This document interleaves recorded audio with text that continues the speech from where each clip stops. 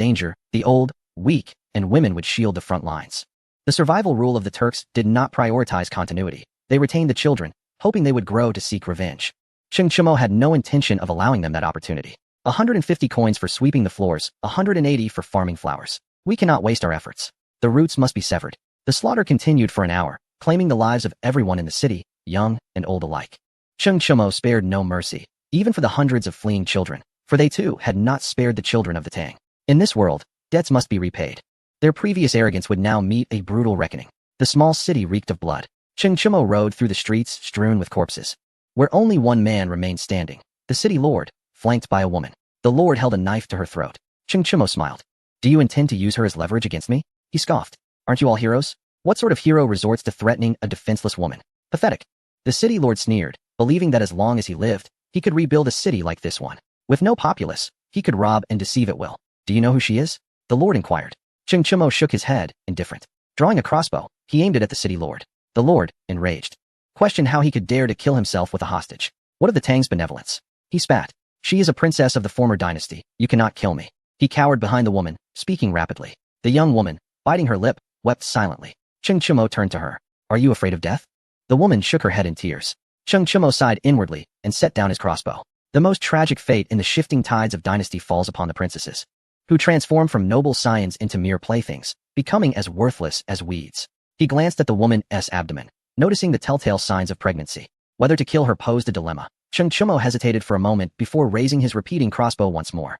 The woman caught the glimmer of his intent in his eyes. The child is my husband's. He is not of the Turkic bloodline, she cried out.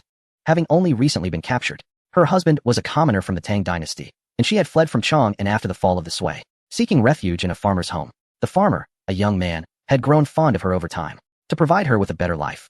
He ventured onto the Silk Road, only to be plundered by the Turkic raiders. In the chaos of war, they were torn apart, and she was taken captive by the Turks. To protect the life within her, she divulged her lineage.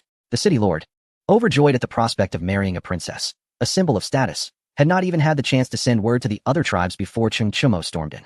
Release her, and you may depart, Cheng Chimo commanded. The city lord felt a surge of exhilaration. No, I fear you may not honor your word. Cheng Chimo secretly acknowledged the man's cleverness, for he indeed intended to eliminate him. You are astute. Ensure the safety of our Tang subjects. Should you harm a single hair on their heads, I shall consume you, Cheng Chimo threatened. The city lord trembled at his words, believing that Cheng Chimo would carry out his threat. Without further ado, he seized the woman and fled. She wept, casting a lingering gaze back at Cheng Chimo. Stay right there, Cheng Chimo bellowed. The city lord was startled, his expression darkening. Do you intend to go back on your word? His outward fury belied an inner trepidation. As his hand trembled with the knife he held, Cheng Chimo ordered his special forces to procure a cart, albeit without horses. Let her sit upon it. You will pull it, he directed. The city lord complied without hesitation, willing to follow any instruction as long as it meant survival. This shall be your talisman. Treat it with reverence, as if it were your ancestors, and proceed forward alongside the multitude ahead, Cheng Chimo added. The city lord obeyed, fully resolved to do whatever it took to live. Cheng Chimo smirked disdainfully. This is the Turkic people. No wonder they faced annihilation at the hands of the Tang. They are all facade. The city lord hurriedly pulled the cart, moving with great speed. Cheng Chimo rode past him, causing the man to tremble in fear, losing control and dampening his pants in the process. Cheng Chimo paid him no mind, instead pursuing the scattered Turkic forces, commencing a brutal onslaught. The city lord's heart quaked at the sight. After a bout of slaughter, Cheng Chimo slowed his pace. He aimed to instill fear in the Turks. His 300 men possessed remarkable mobility, making it exceedingly difficult for the enemy to organize a large-scale response. Small detachments were nothing more than fodder for the slaughter. In Chang'an, during the morning court session, the Western Turks presented a letter of state, accusing the Tang army of crossing the border, claiming it was a disgrace to the Tang, a mark of dishonor. Emperor Li Shimin glanced at the document and chuckled. Huh. Cheng Chimo's actions yield immediate results. The Turks dare to speak to me of credibility. How amusing. The ministers joined in the laughter, bemused by the Turks' understanding of the concept of honor. Your Majesty, this pertains to the dignity of our nation. Since we have already signed a treaty, we should not breach it, Kong Yingdao remarked, arguing that such actions were unbecoming of the Tang's reputation as a nation of propriety. Yet Li Shimin brushed aside these concerns. He perceived the recent events as fortuitous. For the elixir of immortality was nearing fruition. What could be more joyous than that? Report. The Turkic envoy has delivered another letter. A soldier entered the grand hall, kneeling on one knee. Chapter 109. Tactics. Retreating in the face of the enemy. Disrupting their retreat, Li Shimin found amusement in the Turks' discomfort, receiving yet another missive. Let him enter, he commanded. The Turkic envoy strode in, his demeanor haughty, neglecting to pay respects. Li Shimin frowned. as the Heavenly Khan. He found the Western Turks' insolence intolerable. Before he could speak, Kong Ingda interjected with an air of superiority. Barbarians remain barbarians. They do not even comprehend the most basic of courtesies. I beseech your majesty to expel this individual. Kong Ingda spoke with righteous indignation.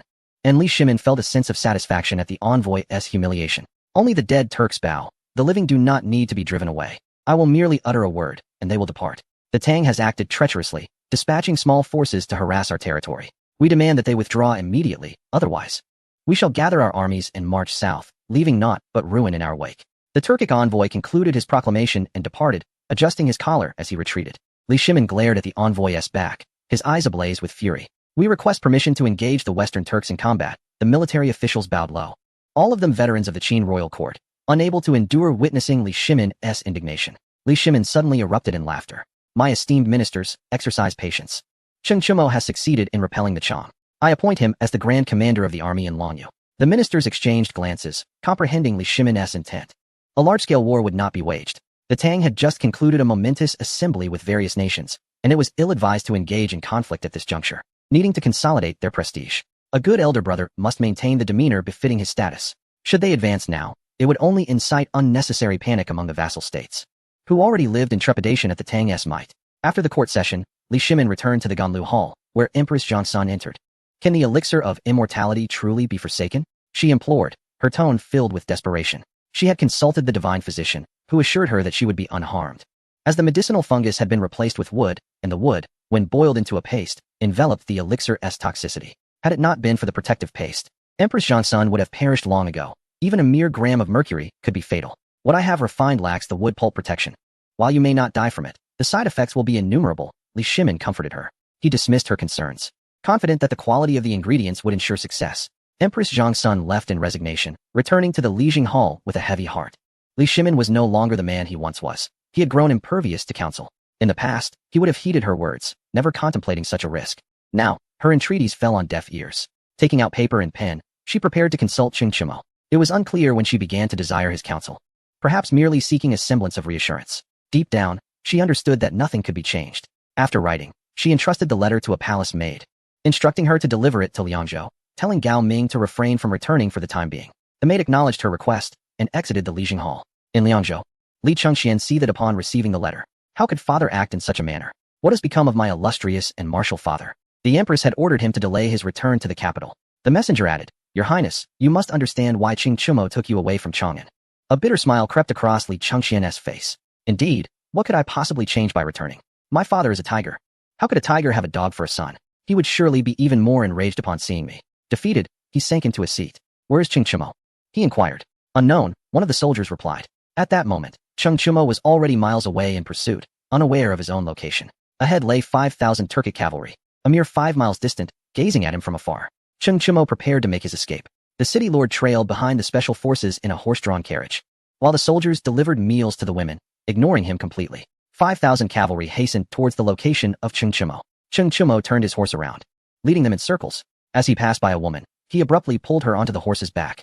You may leave. If I say I won't kill you, then I shall not. Cheng Chumo addressed the city lord. What constitutes an insult? What is disdain? What is contempt? The city lord clenched his teeth, bowed his head, and departed, vowing revenge on Cheng Chumo in his heart. The 5,000 pursued the 300, but the larger number only slowed their advance. Despite their apparent advantage, they could do nothing to Cheng Chumo. When they halted their pursuit, Cheng Chumo and his men would taunt them, running back and forth, leading to half a month of mental and physical exhaustion for the 5,000. Cheng Chumo observed from a nearby hill. At night, Cheng Chumo, in coordination with the special forces, launched a surprise attack on the 5,000 cavalry. The enemy reacted swiftly, quickly fortifying their defenses. Cheng Chumo retreated immediately. After 7 consecutive days, the 5,000 cavalry began to waver. Cheng Chumo's harassment tactics proved more irritating than mosquitoes. The 5,000 began to retreat, and Cheng Chumo commenced the hunt. A few hundred were dispatched to cover the rear, but were swiftly eliminated by the special forces. The rear of the 5,000 cavalry transformed into the front, attempting to engage the special forces. Cheng Chumo sneered. Those few hundred were mere bait. They overestimated their combat capabilities while underestimating the special forces. Before they could encircle them, the special forces broke through, leaving a trail of corpses. The Turkic commander nearly choked with fury, realizing just how troublesome Cheng Chumo was, more tenacious than glue. Retreat. The commander had no choice but to withdraw. This defeat had severely damaged morale, and dissatisfaction with their leader grew. Why send soldiers to their deaths? If it could resolve the issue with the 300 cavalry, it might be acceptable. But the outcome was a rout of destruction. The 5,000 retreated once more, and Cheng Chumo, with his special forces, accelerated to block their path. The Turkic commander's eyes widened in disbelief. This is too much. He drew his saber, roaring, "Kill!" The Turkic cavalry charged with desperation, their frustration boiling over. Cheng Chumo led his special forces ahead, while the Turkic cavalry pursued from behind, maintaining a constant distance. This was intentional on Cheng Chumo's part. If he wished to flee, he could easily outpace them. With his wealth, acquiring superior steeds was trivial. Although the Turkic horses were commendable, they still fell short compared to the Special Forces warhorses. Enhanced by exceptional horseshoes that provided excellent traction, allowing the steeds to gallop freely across the grass. After a day of pursuit, the 5,000 cavalry were utterly exhausted. Cheng Chumo munched on dried beef, surveying the Turkic camp.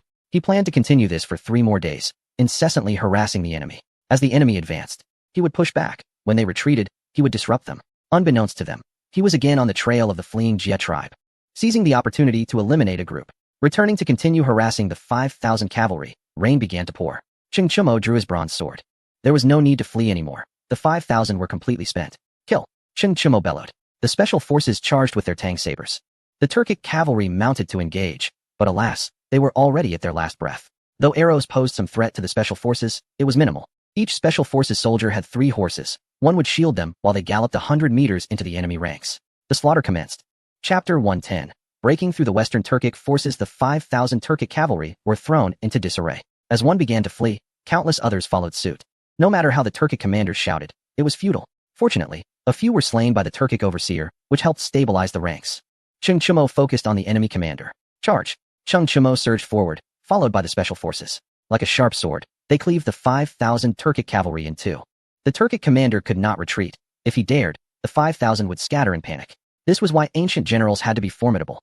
Momentum could dictate the outcome of a battle. Cheng Chumo clashed with the Turkic general, and after 10 exchanges, he beheaded him from his horse, rendering him utterly defeated. "Roar!" Cheng Chumo shouted, and the 5,000 Turkic cavalry scattered like headless flies, trampling over thousands in their flight. Cheng Chumo would not squander such a prime opportunity for slaughter. The special forces split into groups of 3, transforming one sharp sword into 100, ruthlessly harvesting lives. The battle raged for a day and a night, leaving only a little over 1,000 Turkic cavalry to escape. 2,000 surrendered, while the rest perished in combat. "Kill!" Cheng Chumo commanded. The special forces began executing the captives. Such is the nature of war. Encountering Cheng Chumo was undeniably their misfortune. He had no time to escort prisoners while pursuing the Jia tribe. Not a single Jia would survive. After managing the battlefield, Cheng Chumo continued his pursuit of the Jia tribe, who had fled to a stone city. Ahead lay no longer the vast grasslands, but a semi-desert landscape. Cheng Chumo frowned. Where was this? A martial general emerged from the stone city, resembling an Arab. With one hand over his chest, he bowed toward Cheng Chumo. "Our great stone kingdom has no intention of becoming enemies with the Tang." The general spoke, already aware of the circumstances. This band of Jia had been pursued from the Tang's Liangzhou to here, crossing the entirety of Western Turkic territory. The general was no fool. He recognized that this fighting force surpassed even the mightiest of foes. He had been fortunate enough to traverse the Silk Road and visit the Tang. Fully aware of the wealth and strength of the Tang, he could not afford to make an enemy of them. The Great Stone Kingdom? Cheng Chumo recalled from his map that this was the northern border of Western Turkic territory, realizing he had effectively penetrated deep into Western Turkic lands. Engaging the Great Stone Kingdom was not an option. It was a crucial route on the Silk Road, which would be of use in the future. "I do not wish to trouble your Great Stone Kingdom. If they enter your territory, 10,000 will surely perish," Cheng Chumo said. His horse grew restless, stamping in place. The Great Stone Kingdom's general dared not harm the Western Turkic people, as he too could not afford to antagonize them. "This matter has nothing to do with our Great Stone Kingdom. We are willing to escort those 10,000 out of the city," the general declared. Cheng Chumo shook his head. "No, this is not a matter of choice." With that, he drew his bronze sword. The general's expression grew grave. The pressure from Cheng Chumo was overwhelming. However, he understood that the stone city was not easily breached, and with only 300 men, he could not afford to offend Cheng Chumo. "Esteemed guest, please wait a moment. I need to consult." The general retreated into the stone city. Cheng Chumo was not in a hurry, choosing to rest in place. It was imperative that the Great Stone Kingdom eliminate this group, thereby positioning themselves in opposition to the Western Turkic, laying the groundwork for future military actions against them. After a day of deliberation, the Great Stone Kingdom resolved to strike. They learned a saying: engage with distant allies while attacking those nearby. It is beneficial to foster good relations and trade with the Tang dynasty. But forming an alliance with the Western Turks yields no advantage. They are untrustworthy and will plunder even the Great Stone Kingdom. Otherwise, they would not have built stone walls on the borders. Tens of thousands have been driven outside the city of stone. The general of the Great Stone Kingdom once again emerged from the city. when asked for his name. The general replied that he needed to know the name of Cheng Chumo to write to the Emperor of Tang and take credit for his deeds. A life may be taken, but it must not be in vain. I am General Cheng Chumo, he declared. The Great Stone Kingdom's general stared blankly at Cheng Chumo, elated in his heart. The name of the slayer, Cheng Chumo, the fortune bringer, is known by all along the Silk Road.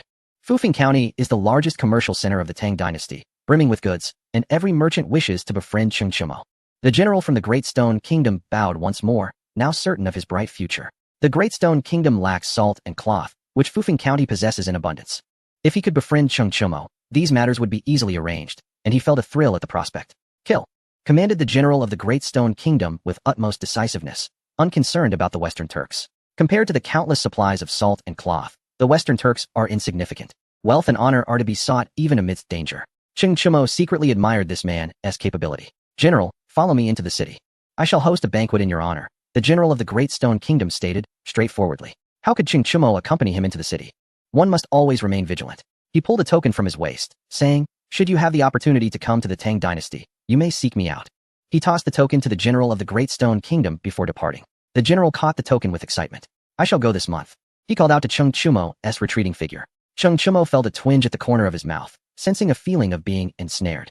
Cheng Chumo wandered about with his special forces, eventually locating the Turkic royal city. For 3 days, 300 horsemen roamed the Turkic royal city. When someone attempted to enter, Cheng Chumo dealt with them directly. Should an army emerge, he would retreat with his special forces. Gradually, the Turkic royal city fell into silence and oppression. Despite having 100,000 soldiers, they were powerless to eliminate 300 men. This was the humiliation of the Western Turks, which they had to endure. Cheng Chumo left, and this battle spanned 3,000 miles across the Western Turks. From that point onward, no Turk dared approach the borders of Liangzhou within 10 miles. Upon seeing Liangzhou, they would remember the trail of white bones. Upon seeing Liangzhou, they would recall the slaughter of 5,000 cavalrymen. This would be enough to instill a century of memory. In Chang'an, during the morning court session, Li Shimin laughed heartily while the ministers wore bitter smiles. Cheng Chumo is truly formidable, remarked Cheng Yaojin with pride, pacing the hall with his hands behind his back. I believe this is merely Cheng Chumo's standard operation. I was even more ferocious than him back then. The undisguised smile evoked silent disdain among the ministers. Keep boasting, they thought. Ha ha ha, truly commendable parenting, Li Shimin praised. Cheng Yaojin beamed with pride, readily accepting the compliment. Li Shimin was left speechless, secretly lamenting how shameless this old man could be. Could he not show a modicum of humility? Cheng Yaojin truly lacked such qualities. Let us bestow rewards upon Cheng Chumo, Li Shimin began, but before he could finish, Changsun Wuji bowed deeply.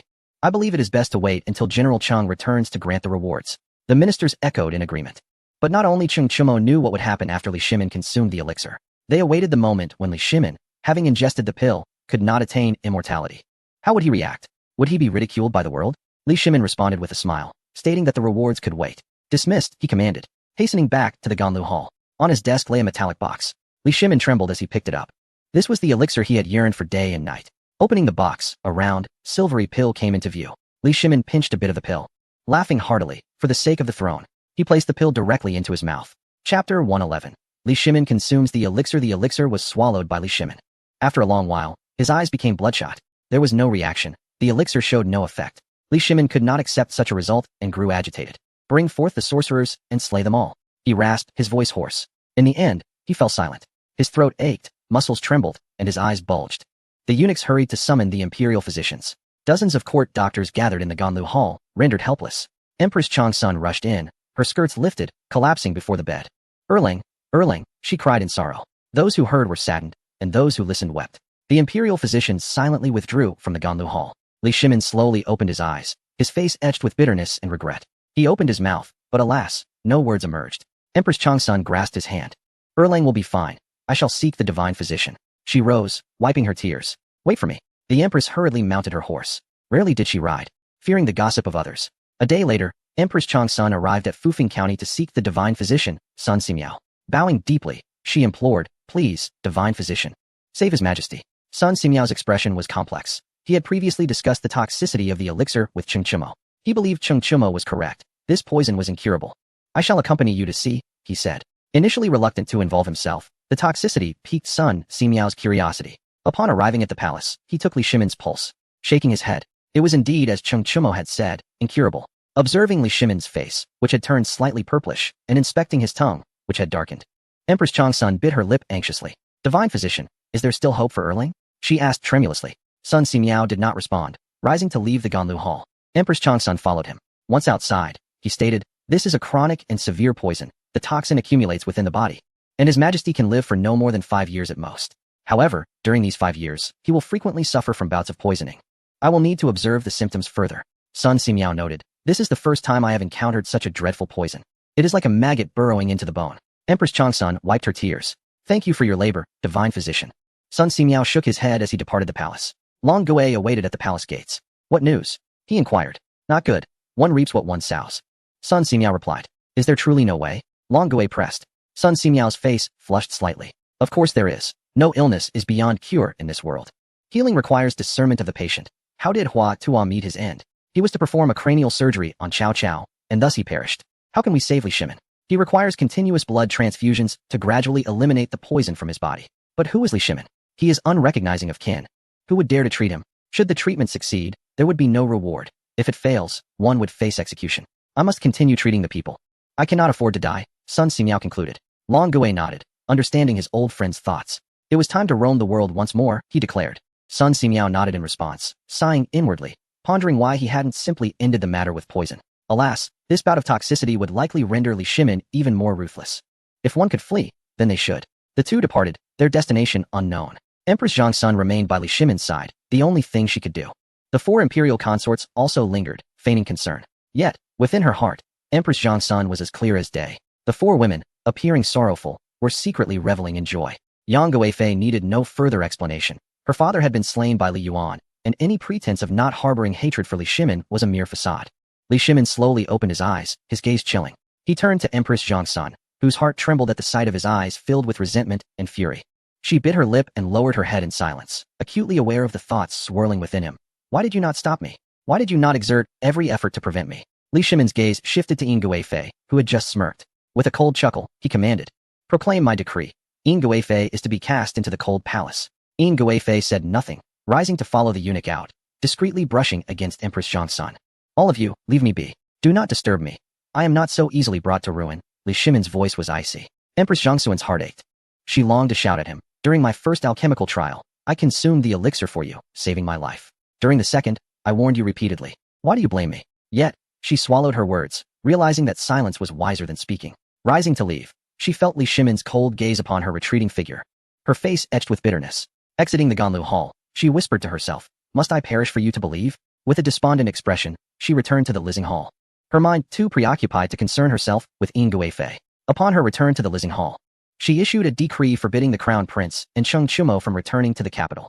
Empress Zhongsun felt gratitude towards Cheng Chumo. Had he not taken Li Changqian away, what fate would have befallen him? She dared not ponder it. She patted her chest, feeling her heartbeat strong, as if Cheng Chumo, far away in Liangzhou, stood back to back with her. At that moment, Cheng Chumo had just returned to Liangzhou, bringing with him countless sheep and cattle. Upon arriving at the Liangzhou prefecture, he met with Li Changqian.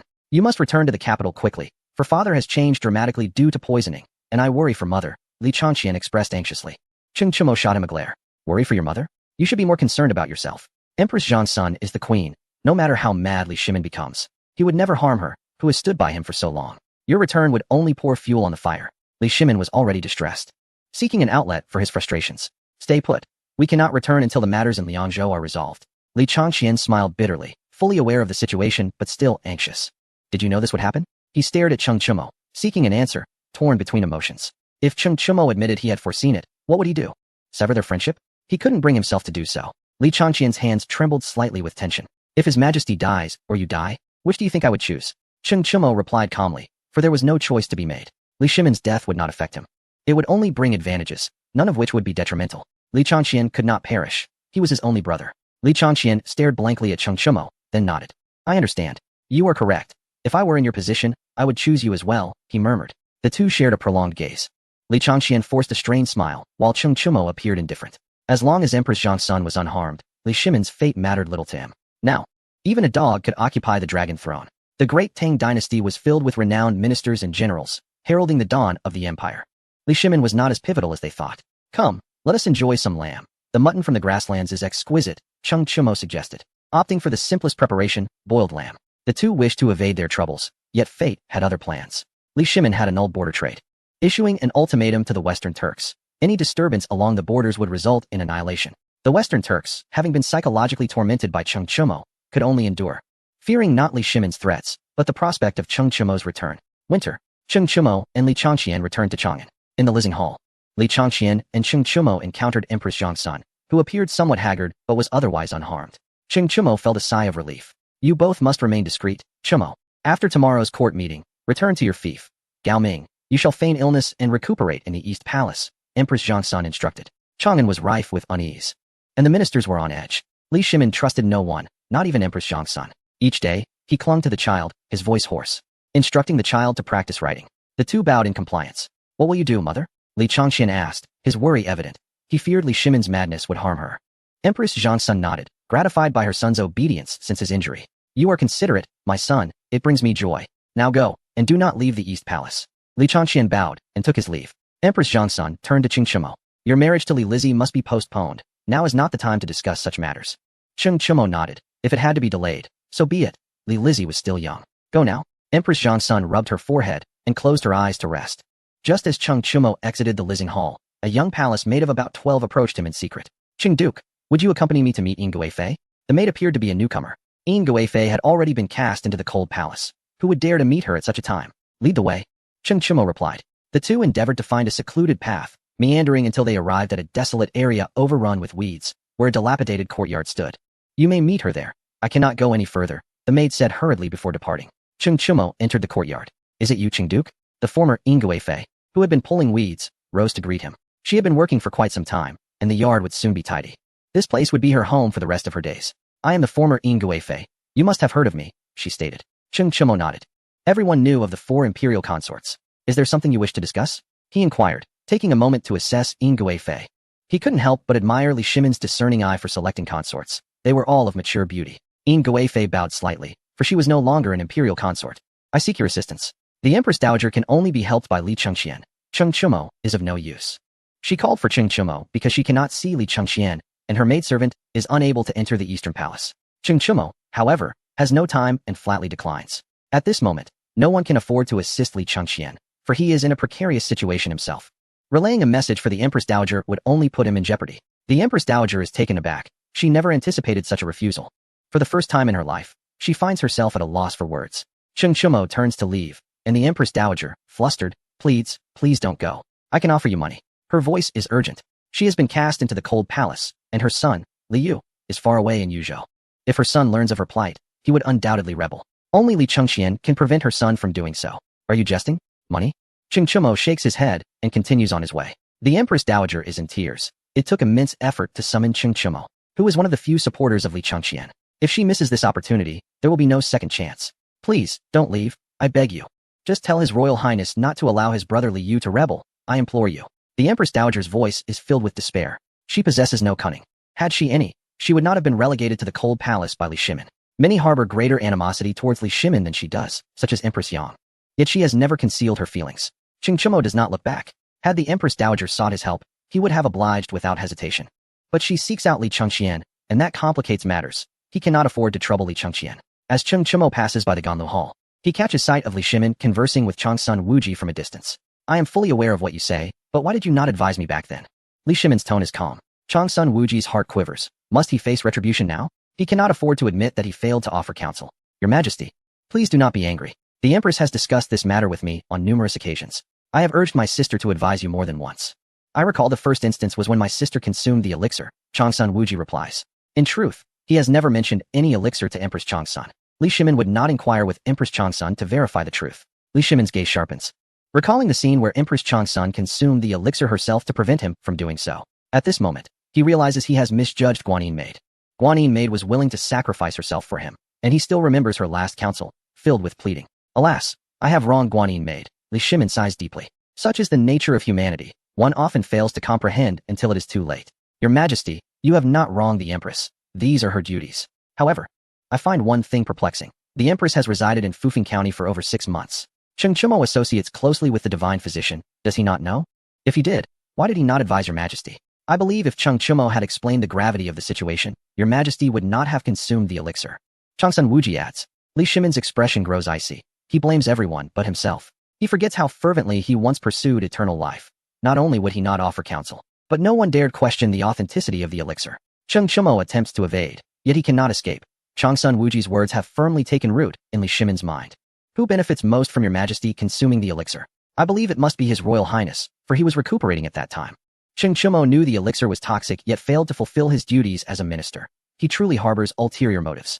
Moreover, Li Huan has also been sent away by Cheng Chumo, and his whereabouts are unknown. Seeing Li Shimin's belief solidify, Changsun Wuji continues to stoke the flames. Li Shimin's gaze turns even colder. He is no longer the wise and valiant Li Shimin. He believes Changsun Wuji's words. While also suspecting that Li Chengqian is aware of the elixir's toxicity, his silence is a scheme to hasten Li Shimin's demise, allowing him to ascend the throne effortlessly. Very well, I hold him in such high regard, and he dares to act thus. Splendid, Li Shimin states coldly. He casts a somewhat softer gaze towards Changsun Wuji. Fu Jian is indeed a loyal minister. Go back now. Li Hua will be betrothed to your family. Li Shimin's words bring Changsun Wuji immense joy, and he bows deeply in gratitude. Thank you, your majesty. Please do not be angered. You require rest. At this moment, Changsun Wuji still seeks to curry favor. Li Shimin nods approvingly, then walks towards the Lijing Hall. Upon arriving, he embraces Empress Changsun, saying, Guanyin maid, I was wrong. Empress Changsun is already in tears, sobbing, I am so sorry, Erling. I should have taken the elixir for you. Li Shimin gently pats her back, feeling moved. I shall support the Changsun family. Guanyin maid has acted with great care. Li Shimin speaks softly. Empress Changsun nods slightly, unaware of the underlying meaning in his words. Even if she did comprehend, it would be of no consequence. The rift has formed, and the shattered mirror cannot be restored. Li Shimin will no longer heed Empress Changsun's counsel as he once did. Chapter 113, A Complete Break. The betrothal dissolved Li Shimin does not linger in the Lijing Hall. He has other matters to attend to. Returning to the Ganlu Hall, he summons Cheng Yaojin. Upon Cheng Yaojin's arrival, Li Shimin has already ordered food and drink to be prepared. The two engage in a toast. After 3 rounds of drinking, Li Shimin inquires, How fares the studies of Chu Liang? Quite well, Cheng Yaojin responds, pride evident in his voice. The old Cheng family has only one literate member, and though his handwriting is poor, it's still something. Very well, let us arrange for Chu Liang to wed Princess Qing'e. Please make the necessary preparations, Li Shimin instructs. Cheng Yaojin is elated and rises to express his gratitude. Li Shimin smiles, though it is tinged with coldness. Cheng Chumo is disloyal. I cannot protect him. Thankfully, the Cheng family has Chu Liang. Li Shimin remarks casually, observing Cheng Yaojin's reaction as he toys with his wine cup. Cheng Yaojin's excitement freezes, staring blankly at Li Shimin. Is my brother disloyal? He fights valiantly on the front lines. How is that disloyal? Regarding the elixir, my brother disguised himself as a wanderer to enter the capital and rescue Empress Changsun. Is that disloyal? He improved the papermaking technique, significantly increasing the talent pool of the Tang dynasty. He enhanced iron smelting techniques, placing Tang weaponry ahead of other nations. He produced salt, making it affordable for the common people. He refined the loom, ensuring the populace has clothing to wear. Are these acts of disloyalty? He invented red bricks, protecting the people from harsh weather. Is a man of action disloyal? Who else is loyal? Cheng Yaojin, overwhelmed, bows and takes his leave. The single-word minister sends a shiver through Li Shimin. Cheng Yaojin privately calls him Brother Li Er. Has everything changed? Li Shimin does not alter his views based on Cheng Yaojin's words. He believes Cheng Chumo wishes for his death, and so he shall orchestrate Cheng Chumo's demise first. He is the heavenly Khan, the heavenly strategist. He is the divine right of kings. Treacherous ministers have always wrought havoc. Changsun Wuji's few words have thrust Cheng Chumo into an inescapable abyss. Come forth, Li Shimin commands. After issuing some directives, the eunuch departs to carry them out. During the morning court session, civil and military officials gather. The atmosphere in the hall is oppressive. Yu Shining, the Minister of Revenue, steps forward. I accuse His Royal Highness of debauchery within the harem, Yu Shining declares. This was a directive from Li Shimin. Cheng Chumo wore an expression of disbelief. Li Chengqian indulging in the harem? Who would believe such a thing? Did Li Chengqian even have an interest in women? Was this an intention to take action against him? He stepped forward. Yu Shining spoke nonsense. The crown prince had not left the eastern palace upon returning to Chang'an. Cheng Chumo bowed, realizing that action must be taken to prevent his brother from suffering an unjust fate. No one voiced agreement. Cheng Chumo could only smile bitterly within. An official accused Cheng Chumo of entering the harem without permission.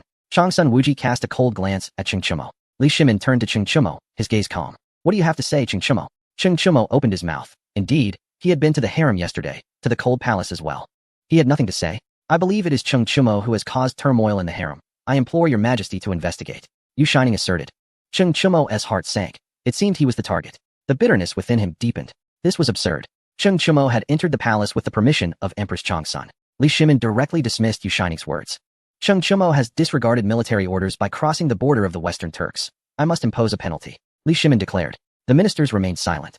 The military officers clenched their fists in quiet submission. Issue a decree to strip Cheng Chumo of his title. Li Shimin continued. Cheng Chumo kept his head bowed, rendered speechless. The aristocratic ministers protested, claiming that Cheng Chumo's title could not be revoked, as they had substantial wealth in Fufeng County.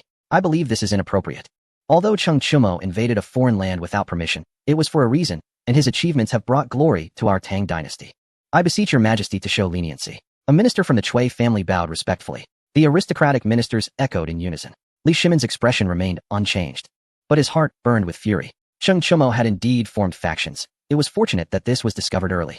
Then let us retain his viscountcy. Li Shimin decided. He wished to remove Cheng Chumo entirely, yet the aristocratic ministers obstructed him, insisting that this matter could not be resolved too ruthlessly, requiring legitimacy. I accuse Cheng Chumo of having an affair with Princess Danyang. This is a disgrace to the royal family. I ask your majesty to make a decision. A certain prince proclaimed. The inconspicuous prince made his presence known, with other princes joining in agreement. Li Shimin's gaze turned icy. Cheng Chumo, what do you have to say? Li Shimin inquired. Cheng Chumo remained silent. What could he say? Was this not the very tactic of Li Shimin? This was the incriminating evidence against him, sufficient to ruin his reputation entirely. The aristocratic ministers ceased their support for Cheng Chumo. His liaison with the princess was beyond their jurisdiction. Cancel the engagement between Cheng Chumo and Princess Chonglu. The princess shall be betrothed to Changsun Chong. Li Shimin commanded. Changsun Wuji bowed in gratitude. Cheng Chumo still did not speak. The cancellation of the engagement struck a heavy blow to him. Li Shimin waved his hand, signaling the court to dismiss. Cheng Chumo stood frozen in place, pondering the harsh reality of rising high only to fall painfully. The palace maidservant of Empress Changsun entered the hall. The Empress requests your presence. The maid's expression was complex. She understood Cheng Chumo's situation all too well, and could only say that the emperor's heart was inscrutable. Cheng Chumo followed the maid to the hall of governance. I pay my respects to Her Majesty. Cheng Chumo bowed deeply, not daring to raise his head. Empress Changsun's heart trembled, tears shimmering in her eyes. She felt guilty towards Cheng Chumo, who had devoted himself to his duties only to meet such a fate. Just yesterday, they had spoken of the engagement, and today it was annulled. Li Shimin had not confided this to Empress Changsun. She had just learned of it. Cheng Chumo's call of your majesty caused her heart to flutter, as if she had lost something immensely important. She wanted to speak, but found herself at a loss for words. I take my leave. Cheng Chumo struggled to utter a few words, bowing as he retreated. He exited the hall of governance, contemplating visiting Li Chengxian, yet refraining from adding to his troubles. Cheng Chumo departed Chang'an, returning to Fufeng County. Li Bin, as always, sat in his wheelchair to pay his respects. Let us share a drink, Viscount, Li Bin suggested. Cheng Chumo shook his head. You go about your business. There will be opportunities to drink together in the future. Cheng Chumo returned to his chamber. At this moment, Princess Danyang was in his room, holding a sugar figurine. Gazing at it expectantly. She could not eat it. It was a gift from two elderly gentlemen, who had said it was to be given to Cheng Chumo when he was of the same age as her. Upon seeing Cheng Chumo, she whimpered, Here. The sugar figurine is for you. Princess Danyang said tearfully. Cheng Chumo shook his head. I have no desire to eat. You may have it. Cheng Chumo replied. Princess Danyang shook her little head. She could not eat it, as it was a promise made by the elderly gentleman. I am not tempted. Danyang insisted. Cheng Chumo smiled wryly, envying her carefree spirit. He pulled Danyang into his embrace. Shall we share it together? Cheng Chumo proposed. Danyang did not resist. She nodded in agreement, her face lighting up with joy. The two of them took turns savoring the sugar figurine until it was finished. Afterward, Danyang stared blankly at Cheng Chumo, suddenly struck by a thought. The elderly gentleman had said that the sugar figurine was to be given to Cheng Chumo when he was of the same age as her. Had she eaten it too early? Tears welled in her eyes. Cheng Chumo gently comforted her. It's just a sugar figurine. We can buy another. No need to cry. Danyang then brightened, forgetting the matter entrusted to her by the physician. In chapter 114, Li Shimin bestowed an elixir upon Cheng Chumo. Today, I shall buy one sugar figurine. Tomorrow, I shall buy two. Princess Danyang exclaimed excitedly. Cheng Chumo was taken aback. More tomorrow? Was this truly the end of his journey? Was Li Shimin the sort to leave no roots when cutting grass? It could not be. This matter was not yet concluded. Cheng Chumo rose. Danyang, let Xia Zhu take you to buy the sugar figurines. Cheng Chumo instructed. After saying this, he left the room and went to the military camp. Assemble. The troops gathered. Cheng Chumo ordered the army to disperse, each captain leading their respective teams to Liangzhou. In the past, he had a reserve force, but now it was no longer feasible. Even the slightest issue could jeopardize the soldiers. Sending them to Liangzhou was a means of avoiding calamity. Who knew how many would be affected? After completing these tasks, Cheng Chumo summoned the special forces. You have followed me for over a year. Today, I shall fulfill my promise. Each of you shall receive 2 wives, 200 guan in copper coins, and a manor in Fufeng County. Rejoice, Cheng Chumo announced with a smile. The special forces lowered their heads, dissatisfaction evident. Their significant accomplishments in breaching the Western Turks had been overshadowed, and the emperor's actions had wiped their achievements clean. Such an empire was hard to win their loyalty.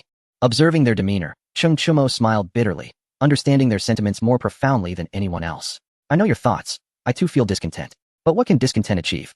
When one is poor, aspirations are diminished. When a horse is thin, its hair grows long. Until we possess strength, we must refrain from loud declarations. Cheng Chimo stated. The special forces seem to grasp this sentiment, standing tall.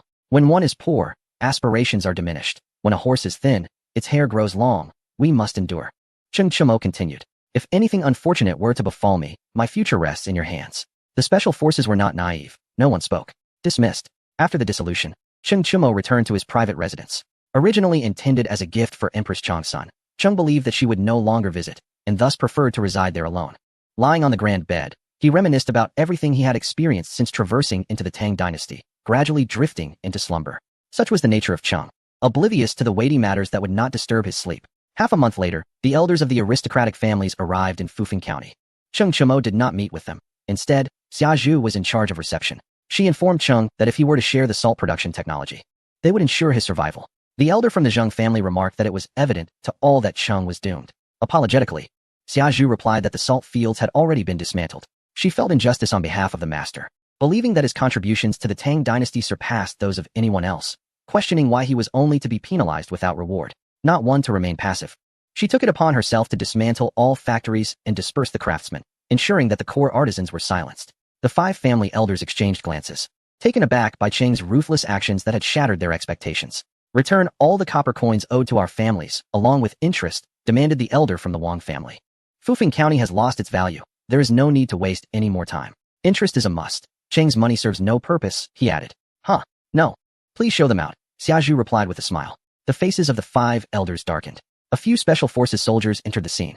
Get lost, one of them commanded. How dare you, shouted a subordinate beside the elders. With a swift motion, the soldier drew his sword and executed the speaker. Turning to the 5 elders, who were seasoned in battle but now felt a chill of fear. They had just witnessed the ruthless ferocity of the special forces. Recognizing the situation, the 5 men promptly departed. Xia Zhu smirked with disdain. How dare you come to Fufeng County, fearing for your lives? Do you think a tiger, having fallen to the plains, will be bullied by dogs? You are not worthy. 3 days later, Chai Shao arrived from Fengxiang County to take command of the military camp. Shortly thereafter, Chang Sun Huan arrived in Fufeng to oversee the local government. On the 3rd day, a eunuch came to Cheng Chimo's estate with an imperial edict. Cheng, known for his ambition, was specially rewarded with an elixir. Upon finishing the proclamation, the eunuch produced a pill. Cheng promptly took it and swallowed it. Thank you, Your Majesty. He bowed respectfully.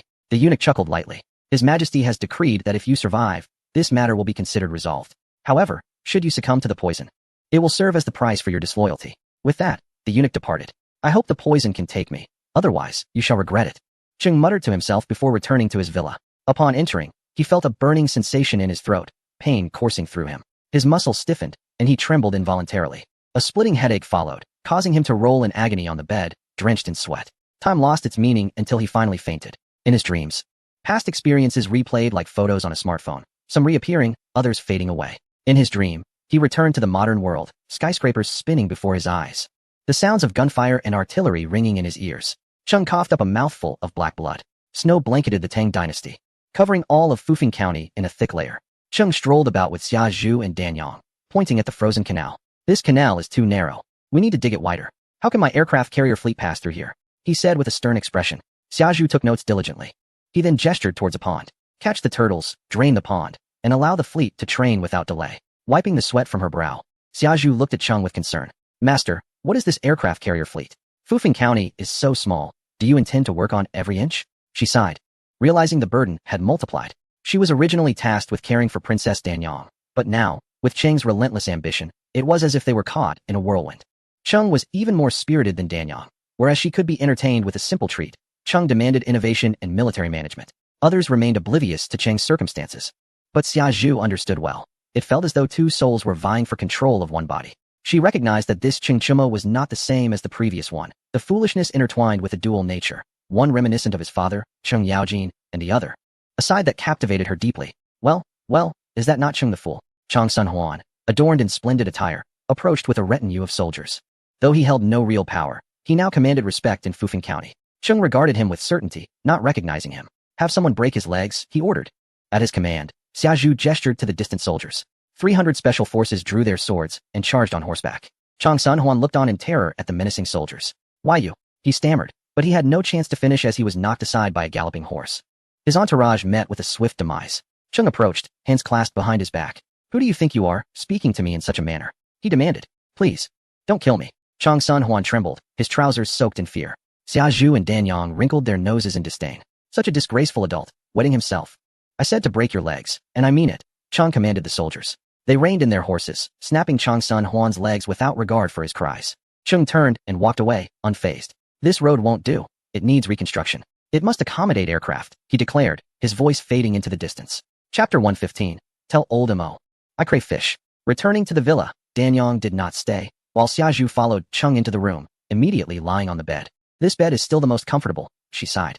Master, what shall we do from here? She inquired, aware that her question bore no real hope for an answer. The Empress has arrived. A eunuch announced from outside the villa. Xia Zhu quickly rose, intending to fetch Chung, but found him deep in slumber. She smiled wryly, realizing he had worn himself out. Greetings, Your Majesty, Xia Zhu bowed as the Empress entered. Chang Sun Huan nodded slightly, and proceeded into Cheng's room. I have come to see you, she said softly. When there was no response from Chung, she gently nudged him. He opened his eyes, stretching leisurely and glancing around, noting that it was still dark outside.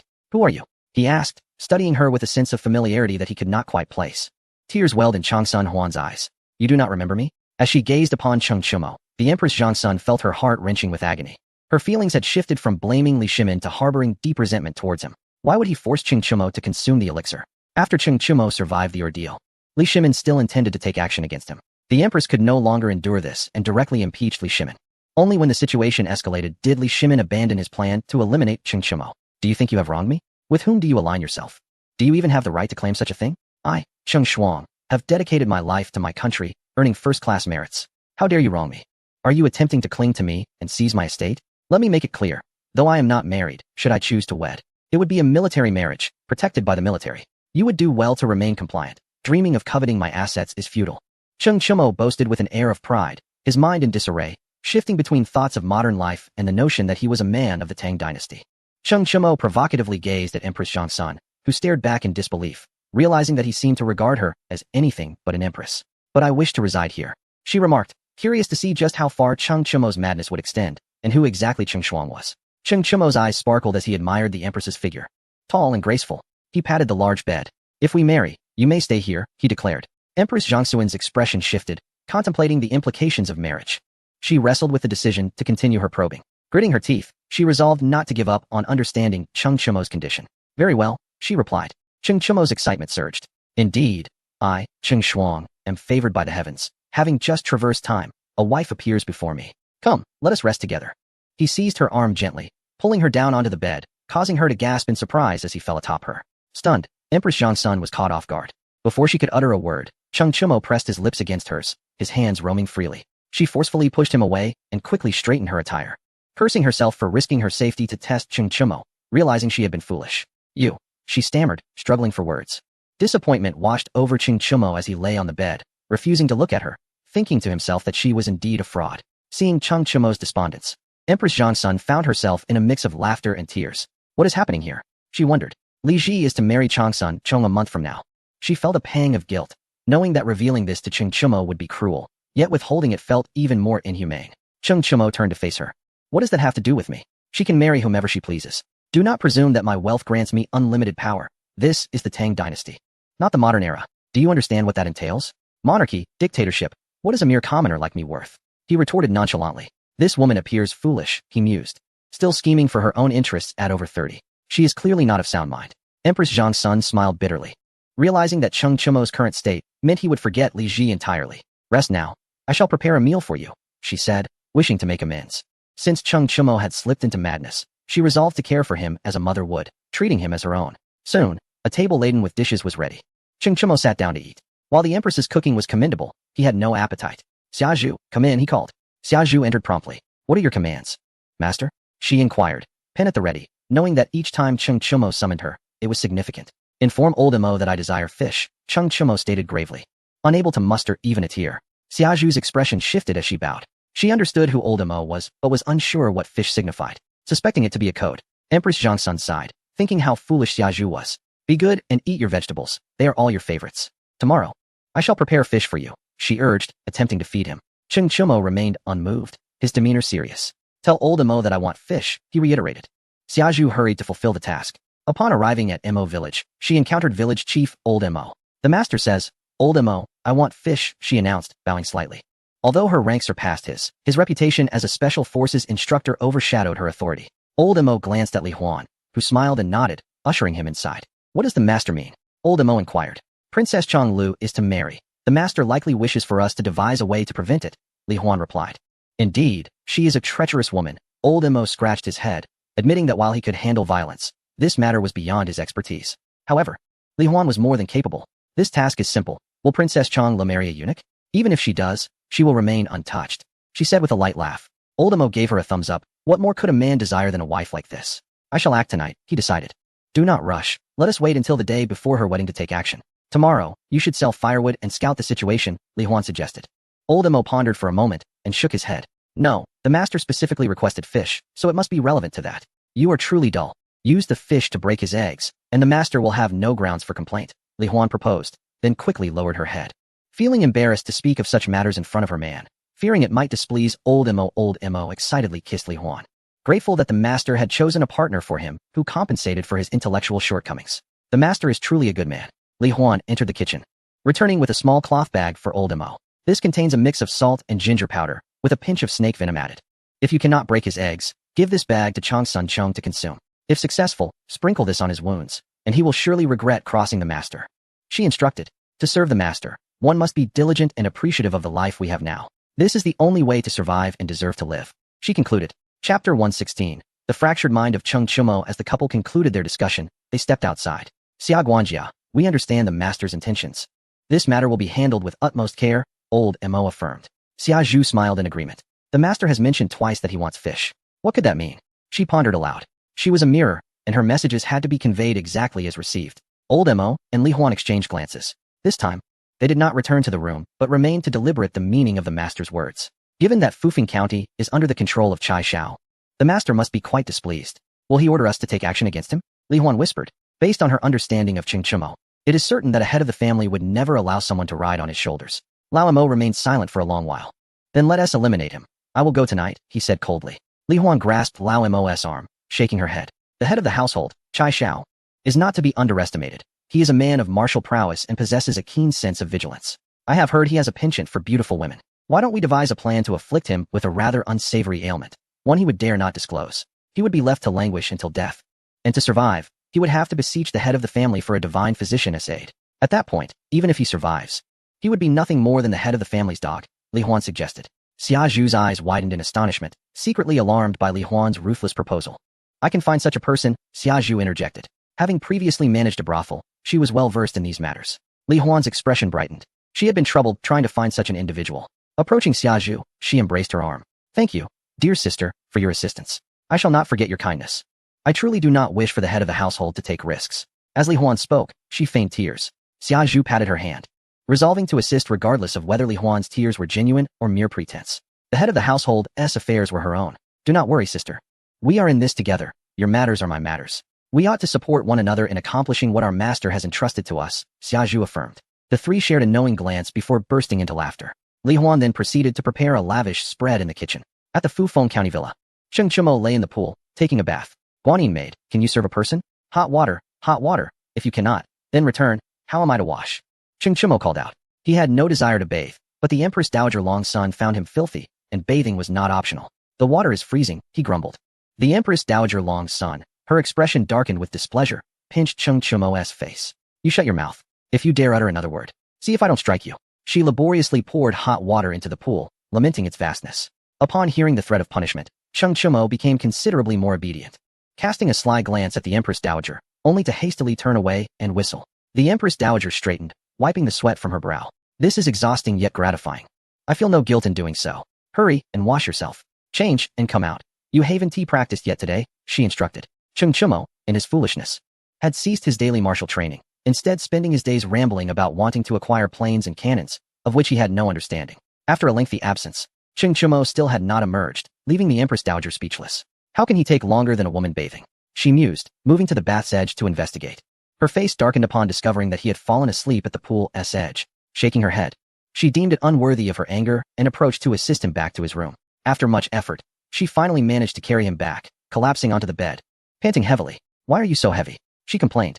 Cheng Chumo was blissfully asleep. The next morning, Cheng Chumo arose early. Today, he was markedly different from yesterday. After folding his quilt into a neat square, he donned military attire and stepped out of his room. The Empress Dowager was in the midst of preparing breakfast when she gaped at him in astonishment. No longer insane, she queried, her surprise evident. Cheng Chumo stood erect, saluting the Empress Dowager without uttering a word before marching out. Outside the villa, the special forces had assembled. Cheng Chumo's episodes of madness followed a pattern, wandering aimlessly on odd days while training on even ones. All present, stand at attention, report. He commanded. The special forces executed their movements in perfect unison.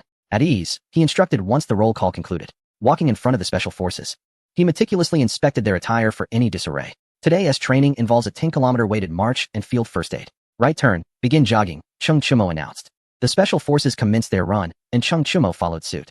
The Empress Dowager stood at the door, her face a picture of confusion. Xiaozhu approached, bowing slightly.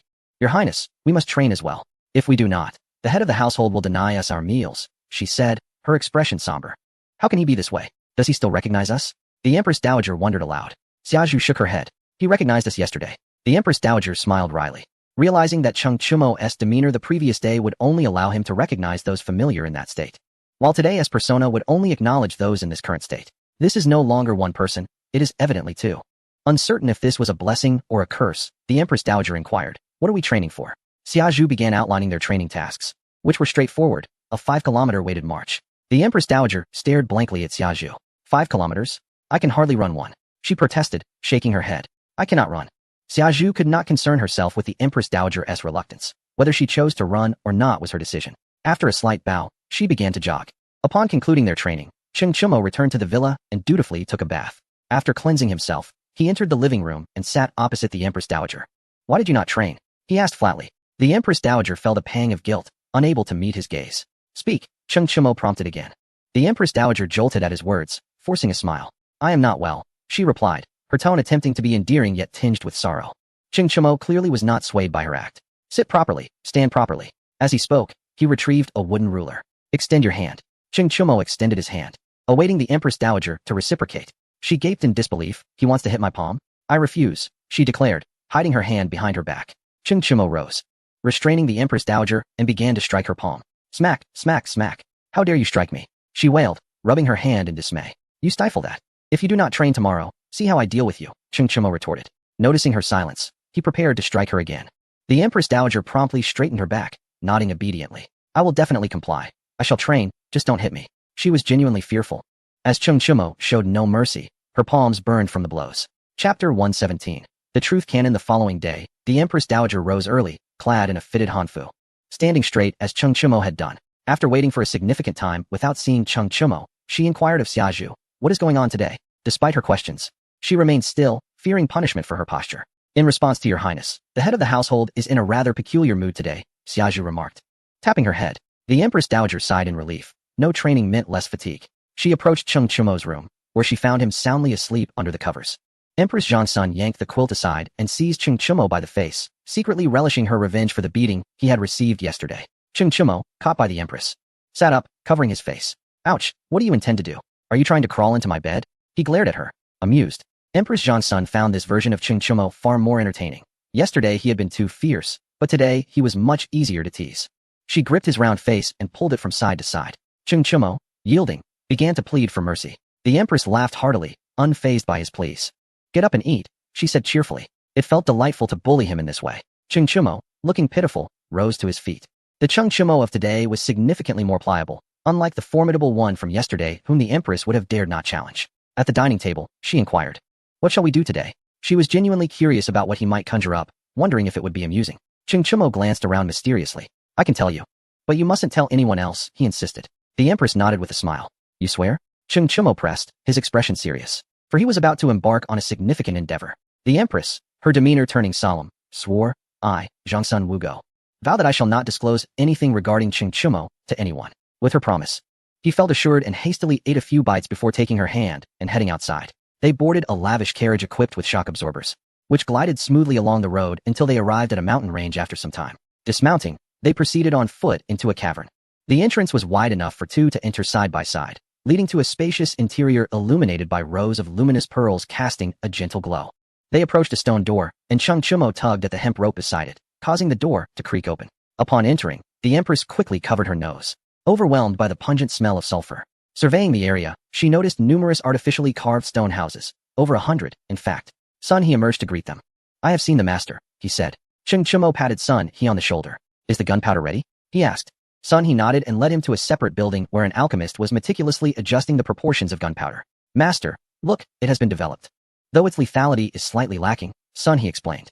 Cheng Chumo nodded. What about the cannon? Is it ready? Sun He then guided him to another stone chamber where a silver-white cannon gleamed before them. Cheng Chumo patted the barrel, satisfied with the sound it made. What about the shells? He inquired. Sun He escorted him to yet another stone room. This one was vast, filled with countless copper coins melting into molten metal pouring into molds. Master, once the gunpowder passes inspection, we can load it, Sun He said. His excitement palpable as he anticipated the booming sound of the cannon. Cheng Chumo, hands clasped behind his back, wore a smug expression. Thank goodness for my wealth. Such cannons will yield a fortune. Only the affluent can afford to expend this much copper, he remarked. Throughout this, Empress Zhang Sun remained in a daze, perplexed by the peculiar items surrounding her. It was akin to a foreigner encountering a giant panda for the first time, marveling at the wonders of creation, only to later feel it was just another animal. I propose that giant pandas be rented out every 15 years, with each foreigner allowed to purchase a single ticket in their lifetime, priced at $99,999, ensuring these iron-eating beasts maintain their lofty value. Chumo, can you tell me what this is? She asked. This is a cannon. In the future, anyone who dares to offend me, Cheng Chumo, shall be dealt with by a single shot. I care not for appearances, he declared, his pride unmasked. Truth resides within the cannon's reach. Without such a device, life in the Tang dynasty would be arduous. The empress maintained her composure, uncertain of the cannon's might, but perceiving Cheng Chumo's determination not to be bullied.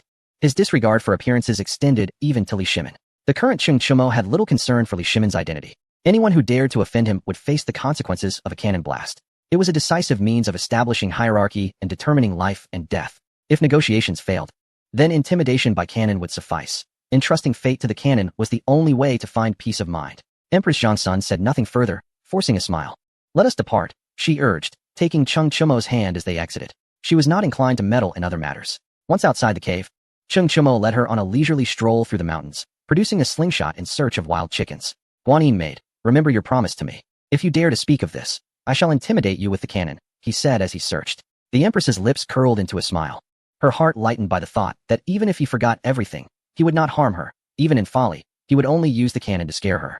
Proving his affection. Ahead, a wild chicken appeared. Cheng Chumo pulled back the slingshot and released it. The bird flapped about before collapsing. He jogged over to pick it up, displaying it proudly to Empress Zhang Sun. Look, today we have wild chicken stew with mushrooms, he exclaimed joyfully. She smiled in agreement, and they began searching for mushrooms. After a day of playful exploration, they returned to the villa where the empress commenced cooking wild chicken stew with mushrooms. The meal was filled with joy. After dining, she announced, I shall return to Chang'an tomorrow. The splendid wedding of Li Jiji is approaching, and I must assist in the preparations. She gazed earnestly at Cheng Chumo, hoping to discern some flicker of emotion in his eyes. However, there was none. All right, the earlier, the better. Honestly, you cook exceptionally well, he remarked, rubbing his stomach. The empress managed a bitter smile, realizing he had completely forgotten. Several times she hesitated to speak, ultimately choosing silence. It would have been futile. Cheng Chumo had no recollection of who Li Jiji was. Rising, the empress decided to take a stroll outside.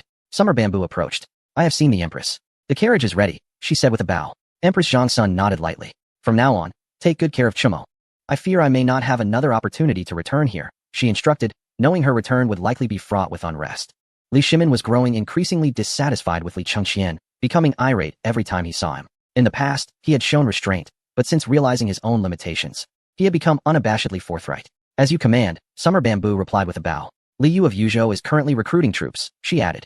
Though Fufeng County is no longer engaged in commerce, the remnants of its commercial foundation remain strong. The fabric trade continues to flourish in the Tang. Where there is trade, there is news, the empress observed, her gaze quivering slightly. She felt a pang of pity for the imperial concubine Yin, who had sought her help, pleading desperately for the empress to save her son from rebellion. The empress had written to Li Yu, but it appeared he had paid her no heed. Unbeknownst to her, her letter had never left Chang'an. Li Shimin had tightened his grip over the capital. Unscrupulous individuals had infiltrated the city, transforming themselves into laborers in the Jingzhou prefecture. One could scarcely expect good from such people, and the consequences of their service were all too predictable. Having endured a lifetime of bullying, he suddenly found himself in a position of authority, yet the cruelty with which he was treated surpassed that of previous enforcers, resorting frequently to brutal beatings and exile. Li Shimin tacitly accepted this situation, as the safety in Chang'an was commendable, yet the lives of the common folk remained far from satisfactory. Chapter 118. Chai Xiao falls into the trap. Just one day after Empress Changsuan's departure, Li Chengqian arrived in Fufeng County, laden with considerable wealth. Representing the entirety of the Eastern Palace's possessions, Li Chengxian had resolved to burn his bridges. Upon meeting Qing Chumo, he felt a surge of joy. It is a blessing to be alive. Life is seldom as one desires. I too wish to be as carefree as you, Li Chengxian remarked, appearing somewhat haggard and envious of Qing Chumo's disposition. Qing Chumo embraced Li Chengxian warmly. Brother, how do you fare? He inquired, his genuine emotions evident as his eyes glistened with unshed tears, which he valiantly suppressed, adhering to the adage that a man should bleed but not weep. Releasing his embrace, he asked, what is your current state? Fear not. I shall not allow history to repeat itself. Qing Chumo regarded Li Chengxian as a former comrade, the depths of which only he fully understood. Let us indulge in some wine, Li Chengxian suggested, encapsulating a multitude of sentiments in those 3 words.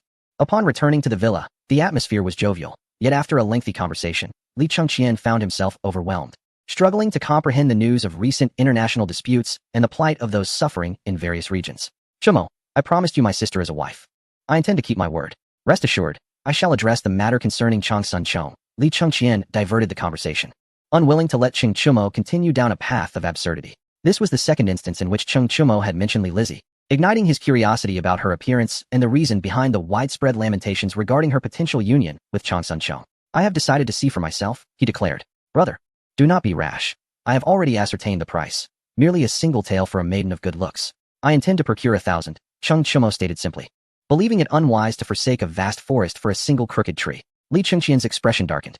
He wished to marry his sister to Qing Chumo precisely because he recognized him as a true man, unlike himself. This is nonsense. I shall make the decisions here. No purchases shall be made, he retorted angrily. Qing Chumo remained unfazed, as he had already instructed Xia Zhu to proceed with the acquisition. Had you come a day earlier, you might have had a say. Your objections are now futile, he replied. Li Chengxian struggled to articulate his thoughts, astonished at the extent of Qing Chumo's transformation. You, he stammered. In a sudden jest, Qing Chumo seized a handful of soybeans and stuffed them into Li Chengxian's mouth, silencing him instantly. Li Chengxian, resigned to his fate, resorted to softer persuasion, spitting out the beans. Chumo, I must tell you, my sister is exceedingly beautiful, with a splendid figure, curvaceous where it counts. Especially her long legs and shapely rear, Li Chengxian remarked, feeling a tinge of discomfort as he spoke. Why must women evoke such distaste? He pondered, while Qing Chumo listened intently. With a decisive thud on the table, he proclaimed, I prefer a good fruit over a basket of rotten ones. I shall have Li Lizzie. His eyes sparkled with excitement. It must be noted that Li Chengxian possessed a remarkable talent for flattery, successfully capturing Qing Chumo's interest. They agreed to meet in Chang'an a month hence. After bidding farewell to Li Chengxian, Qing Chumo ventured to a cave. Sunhe, I expect to see cannons in 2 weeks. I have resolved to seize a bride, he announced from the cave's entrance. The suddenness of his voice startled Sun He within, who hurriedly urged the artisans to expedite their work. In the military camp of Fufeng County, a strikingly graceful woman, swaying like a willow, approached Chai Xiao's quarters. Little did anyone suspect she was gravely ill. In this era, renowned physicians would not treat courtesans, as it was deemed a disgrace. Xia Zhu informed her that if she could infect Chai Xiao with her ailment, he would seek a healer to cure her, a stroke of fortune for her. Upon meeting Chai Xiao, the woman half curtsied, her hands resting delicately on her abdomen. I have met General Chai, she uttered, as Chai Xiao appraised her, acknowledging her exquisite figure and delicate features, stirring something within him. Having lost Li Xiaoning many years prior, Chai Xiao was not subject to the same restrictions as other princes. Yet he was apprehensive, fearing a fate akin to Qing Chumo's. The woman, sensing his hesitation, feigned vulnerability. I am not of noble birth, merely an admirer of your stature. You may summon me at your leisure, she implored, exuding an air of fragility. Understanding the nature of men, she played her cards wisely, aware that those who passed up on advantageous opportunities were fools. Chai Xiao, too, understood the risks of such dealings, recognizing that no one dared scheme against him. For both Li Shimin and Li Tai held him in high esteem. If Li Tai ascended to the throne, Chai Xiao would become a powerful minister. Seeing Chai Xiao's reluctance, the woman softened her stance and leaned into his embrace. For 3 days, Chai Xiao did not step foot outside his chamber. Though her voice became hoarse, Chai Xiao remained relentless, having succumbed to a long-held loneliness. On a fateful night, the woman dressed and left the room, leaning on a wooden stick to reach the rendezvous with Xia Zhu. Sister Xia, it is done. Where's the healer? She inquired, scanning her surroundings for any sign of the physician. Xia Zhu's expression grew complex. Forgive me, sister, the healer is not present. Even if he were, I could not allow you to live. I will look after your brother and parents, do not worry. After delivering this cold truth, several special operatives approached and swiftly ended her life. These operatives were summoned by Xia Zhu, who trusted no one else. For Qing Chumo's sake, they acted without hesitation, disposing of the body without remorse. A week later, Chai Xiao raged in his chamber, smashing objects in a frenzy as he grappled with his anguish, a pain known only to him. Is there truly no such thing as a free lunch? Who seeks to harm me? Li Chengqian? No, I am his uncle. Could it be that Li Shimin fears my influence? Unthinkable. Unthinkable, he raved, his mind racing, oblivious to the fact that he did not suspect Cheng Chimo. Everyone knew Cheng Chimo was somewhat unhinged, perpetually muttering about dredging the canals to allow his naval fleet passage. Yes, Cheng Chimo must know where the healer is. I shall seek him out. Chai Xiao's face lit up with hope as he saw a glimmer of salvation. Changing into fresh attire, he made his way to Cheng Chimo's villa, where a fortunate meeting awaited him. Cheng Chimo stood with an air of military precision. What brings you here? Do not seek me for personal gain. I disdain such dealings. My duty as a soldier is to obey orders. Without them, I shall do nothing. Cheng Chimo stated with utmost seriousness. The words bore no distinction from silence. Chai Xiao explained his intentions, but Cheng Chimo's gaze remained icy. Have you brought payment? He inquired. Chai Xiao shook his head, having offered himself willingly. Without payment, it cannot be considered a transaction. You may leave, Cheng Chimo declared. The scornful remarks directed at Chai Xiao highlighted his shamelessness. To indulge in such behavior entails risks, yet he demands no payment. Is this the conduct of a decent person? Money may be scarce, but that does not diminish the struggles of others. Xia Zhu hastily pulled Cheng Chimo aside, her lips brushing against his ear as she whispered urgently. Cheng Chimo furrowed his brow and commanded the dismissal of their guest. Chai Xiao departed, and Cheng Chimo retrieved a ruler. He leaned down, addressing Xia Zhu, who bit her lip in compliance. The sound of the ruler's striking echoed, 10 resounding blows that brought tears to Xia Zhu's eyes. I shall never engage in such deeds again. Dear master, I beseech you spare me. She pleaded. I strike you not for your misdeeds. It is the betrayal that angers me. Do you think I care for the life of a courtesan? Cheng Chimo's ire grew, and he discarded the ruler in favor of his hand. The contrast between his palm and the ruler was stark. Xia Zhu, despite the pain, felt a thrill within. Her heart swelled with joy, for the master was not one to abandon those who served him. With a flirtatious glance, she prepared to offer herself. But Cheng Chimo seized her garment and unceremoniously cast her outside the villa. You need not concern yourself with Chai Xiao. Accompany me to Chang'an tomorrow, he instructed. Chapter 119. Bombarding Chang'an. Cheng Chimo arrived at the gates of Chang'an with a contingent of special forces clad in leather armor and black attire. Their faces obscured by wire mesh, resembling caged beasts. They were not permitted to don military uniforms, for Li Shimin had disbanded their unit. Today, Cheng Chimo embodied the ambition of a schemer rather than that of a soldier. You have some nerve to obstruct me. Have you ever seen artillery? Today, you shall witness its might. His voice boomed with arrogance, his gaze lofty. The gatekeeper general, feeling powerless, refrained from reprimanding him. Despite Cheng Chimo's apparent madness, his lingering influence was palpable. No general dared to assume they could best him, especially with 300 special forces at his back. These were not mere boasts, but the reality of their prowess. Calm yourself, my lord. I have already informed General Yuqi, the gatekeeper stated, hoping Yuqi Jingda's reputation would quell Cheng Chimo's defiance. Cheng Chimo, however, remained indifferent. Who is Yuqi Jingda? Is he particularly formidable? Bring forth the cannon, he commanded. Sun He, with his hands behind his back, stood proudly beside a gleaming silver cannon. As Sun He aligned the cannon toward the gate, he awaited Cheng Chimo's orders. With a mere wave of Cheng Chimo's hand, the cannon roared to life. The thunderous explosion obliterated the gate as if it were made of paper, leaving the gatekeeper in stunned silence. What sorcery is this? The gate was shattered in an instant. Cheng Chimo, rubbing his ears, calmed his steed. Enter the city, he ordered. Impudent. Yuqi Jingda galloped forward, furious upon witnessing the destruction.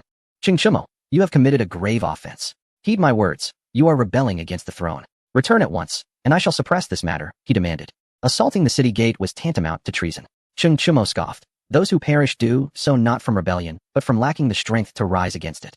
With my cannons, I possess the truth. Rebellion? Let anyone who dares call it so face the consequences. I see you are of an age.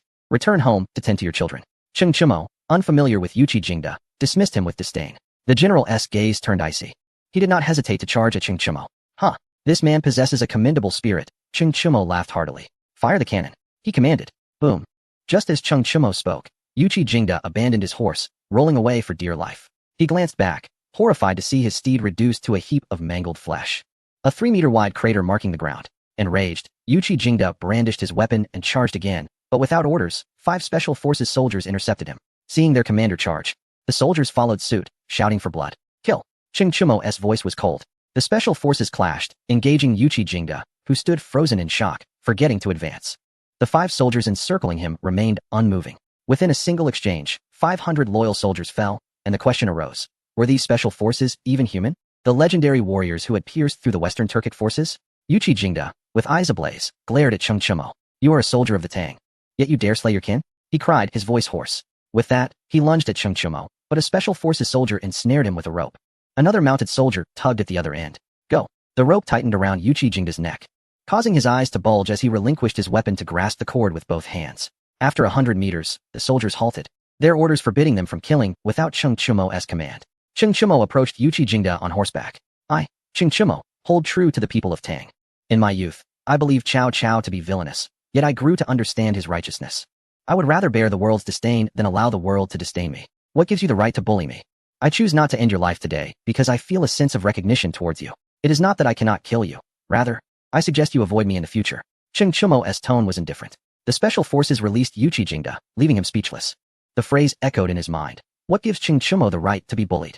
He returned to the city, his heart heavy with bitterness. In the palace, chaos reigned as news of Cheng Chumo's rebellion spread. He had blocked the city gates with 300 special forces capable of breaching the Western Turkic defenses.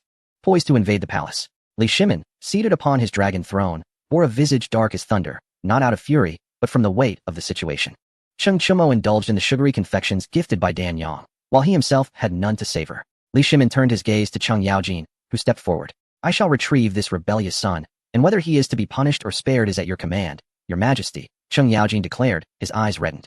The decision weighed heavily, for even the fiercest tiger does not consume its offspring, a dilemma of loyalty and filial piety that has persisted through the ages. Li Shimin nodded subtly. Having never regarded Cheng Chumo as a true threat, I shall ascend the city tower to observe the battle, he proclaimed. The ministers remained silent, each harboring their own hopes and fears. Cheng Yaojin reached the city gates, just as Cheng Chumo prepared to enter. Rebellious son, stand right there. Dismount, and come forth to atone for your actions. Cheng Yaojin roared, his eyes aflame with anger. Cheng Chumo frowned, glancing at Xiazhu beside him. And who might he be? Your father, Xiazhu replied gravely. Cheng Chumo nodded slightly, then turned his gaze back to Cheng Yaojin. From this day forth, you are no longer my father. In the future, we shall be strangers, living our lives apart until death, he stated firmly. Father?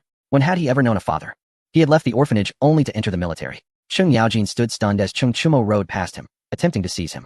Several Tang swords were poised at his neck, and a single movement would result in his head rolling to the ground.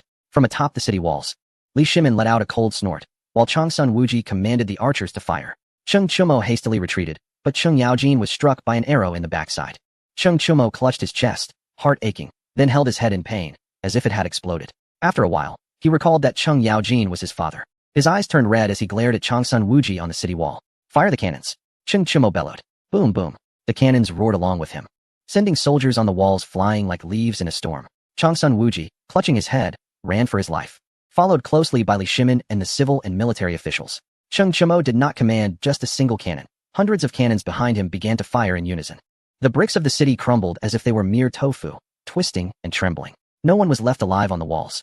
Cheng Chumo ordered an advance into the city, ignoring the dazed Cheng Yaojin.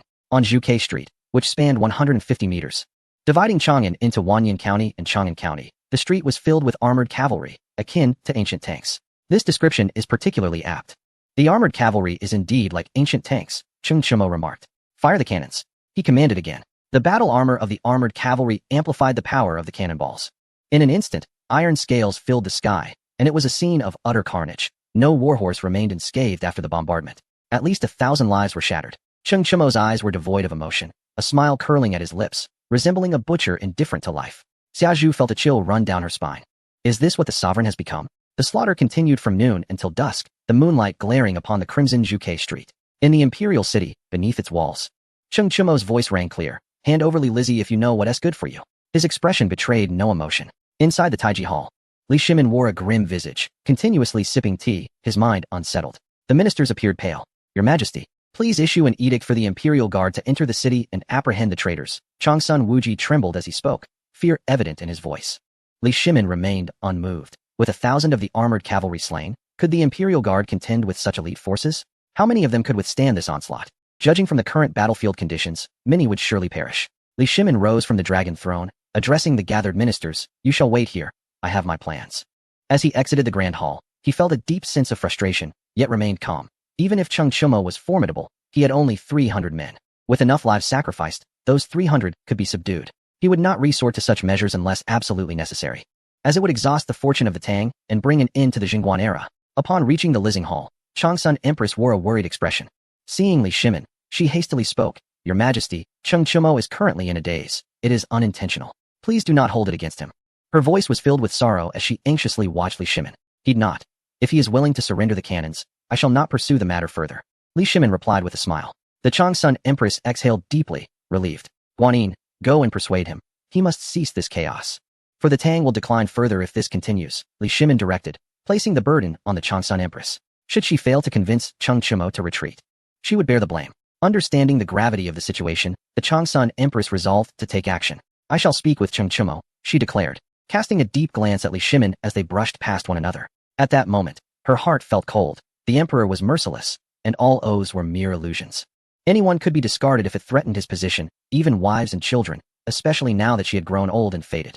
As she exited the imperial city, her expression was complex. This was the true power of cannons. She had thought them mere decorations, unaware they could end the glory of the Tang and force the arrogant and ambitious Li Shimin to retreat. At this moment, Cheng Chimo was drowsy, fighting against fatigue. Guanyin, what brings you here? Where is Li Lizzie, as you mentioned last time? He asked, forcing himself to stay alert. Xiaozhu approached him subtly, ready to support him. Cheng Chimo's state did not escape the notice of the Changsun Empress. Was this the military version of Cheng Chimo preparing to emerge? With a glance at the sky, she surmised that if all went well, in half an hour, the military Cheng Chimo would replace the current one. Chimo, please listen to me and return. The Changsun Empress urged, omitting her title, for Cheng Chimo did not regard her as anyone of importance, else he would not have called her Guanyin. But didn't you say that Lizzie was to marry another? I came to retrieve her, and now you want me to go back? Are you not as tired as I am? Go rest. By the time you wake, Lizzie and I will have already consummated our marriage, Cheng Chimo retorted, inwardly grumbling about the complexities of women. She had expressed regret about Lizzie's betrothal, yet now she seemed to waver. He would rather believe in ghosts than trust a woman's words. The Changsun Empress forced a smile, deciding to bide her time until the military version of Cheng Chimo emerged. The two exchanged idle chatter while soldiers observed from a distance. Li Shimin and the ministers dared not ascend the city walls, for that would be courting death. As the midnight bell tolled, Cheng Chimo closed his eyes, nearly toppling from his horse. Xiaozhu hurried to support him, her face flushed from the effort. As Cheng Chimo was quite heavy, with a deep breath, he opened his eyes again, straightening his posture on the horse. The Changsun Empress recognized that Cheng Chimo's demeanor had transformed. Chimo, please return the cannons and go back, all right? She implored. Cheng Chimo turned to her, his gaze steely. I recognize you. Military commands are to be obeyed or disregarded as appropriate, and you are not my superior, he declared with righteous fervor. The Changsun Empress smiled bitterly. Then who is your superior? She pressed, unwilling to concede. Cheng Chimo's expression hardened. Loyalty to the people, he replied. The soldiers are loyal to the people. The Changsun Empress was taken aback. What was this reasoning? Should it not be loyalty to the emperor before love for the country? Perhaps Li Shimin had grown impatient from waiting too long, as he ascended the city walls. Cheng Chimo, do you not realize that your actions may lead the Tang into decline? Do you not understand that this will cause the common people to suffer once more from the ravages of war? Li Shimin stood on the walls, hands clasped behind his back, his voice rising in anger. In his heart, he cared not for the people. His only concern was imperial power. He sought to label Cheng Chimo as disloyal and unjust. Cheng Chimo looked up at Li Shimin, frowning. You have no right to speak to me from such heights. He replied. Li Shimin's expression darkened. It was the first time since becoming emperor that someone dared to speak to him so boldly. He glared at Cheng Chimo, who feigned ignorance, turning his attention back to Xiaozhu. What did I do yesterday? He asked. Fortunately, there exists a mirror. Xiaozhu hastily retrieved her notebook, while Cheng Chimo began to peruse its contents. To think that I could engage in such whimsically unrestrained actions. I, Cheng Chimo, should not be subject to bullying. He muttered to himself, casting a glance towards the cannon. If the individual atop the city wall does not descend to negotiate within the span of a tea's time, I shall commence firing, Cheng Chimo commanded. As you wish, son, he responded, his heart brimming with excitement, yearning to shout praises for the master. Li Shimin trembled all over. Inhaling deeply. First, let us acquire the cannon. It is not the time for reckless decisions. I shall merely converse with you, Li Shimin said with a smile. Descending from the wall, riding forth on the black dragon, he positioned himself 5 meters away from Cheng Chimo. This scene resembled a negotiation by the Wei River. Leave the cannon and withdraw from Chang'an, and I shall hold no grudge against you, Li Shimin declared. Huh, what a cunning calculation. You expect to receive the cannon from me? You intend to use it against me? Just because I desire to preserve the peace of the realm and spare the people from suffering does not imply that I am a fool, Cheng Chimo retorted with derision. Li Shimin's expression remained unchanged despite being exposed, silently regretting why he had not eliminated Cheng Chimo earlier. He cast a glance at the distant Empress Changsun, blaming the Guanyin maid. Had it not been for her protection, how could such an outcome have materialized? Empress Changsun bit her lip, her hands and feet cold. Achieving mutual prosperity is indeed a challenging endeavor. Raising her head to meet Li Shimin's gaze, she knew she had done nothing wrong. Cheng Chimo was a meritorious figure, her own ally, and defending him was her obligation. You need not concern yourself with her, nor employ women as a means of manipulation. I, Cheng Chimo, am not easily intimidated, he said, casting a scornful look at Li Shimin, the foremost proponent of marriage alliances, who had countless princesses wed during his lifetime. always resorting to discussions of women. Why could he not utter something as formidable as the Tang shall never engage in marriage alliances? Which dynasty's peace was not attained through such unions? Lacking strength renders the sacrifice of one's female kin futile. Li Shimin inhaled deeply. Today, his anger had reached an excessive peak. State your demands, relinquish the cannon, and vacate Chang'an. Li Shimin's patience had evaporated. Cheng Chumo glanced at Empress Changsun, pitying her. Fufeng County is mine. I remain a citizen of the Tang. From now on, I shall heed imperial edicts but disregard proclamations. You would do well not to provoke me. Do not threaten me with imperial authority. I, Cheng Chumo, am not easily intimidated. Upon concluding his statement, he turned his steed away. Xiaozhu silently mused about Li Shimin's fortunate fate. Had the master been in the same state as yesterday, Li Shimin would have met his demise a dozen times over. How dare the Guanyin maid bully the master? Shameless. Chapter 121. Defeating Li Xiaoning into pregnancy. This is not merely Li Shimin's fortune, it is the auspice of the Tang. Had Cheng Chumo valiantly stormed the imperial city, even a victory for Li Shimin would have been a Pyrrhic one. At that juncture, the eastern Goguryeo would surely seize the opportunity to claim the north. The Tang would lose its grip on the Changbai Mountains, rendering years of accomplishments futile. Should the Western Turks mobilize against Xiangzhou, they might once again cross the Yellow River. Having been deceived by Li Shimin once, there would not be a second time. Do you still wish to marry Beauty? Li Shimin inquired. Cheng Chumo turned back to cast a nonchalant glance at Li Shimin. Fire the cannon, he instructed casually. Boom. The cannonball struck the city wall, a warning shot. Do not presume that all within the realm are as dependent on women as you are. Even your mother-in-law regards you as the foremost in history, Cheng Chumo remarked with a tone replete with scorn. Li Shimin remained silent, turning back towards the city. Thus, a battle that would determine the fate of the Tang abruptly ceased, a farcical exchange that concluded unexpectedly. All present retained but one lesson: heed imperial edicts, disregard proclamations. This was Cheng Chumo's defiance. Everyone understood that the seemingly foolish Cheng Chumo was far more formidable when unrestrained.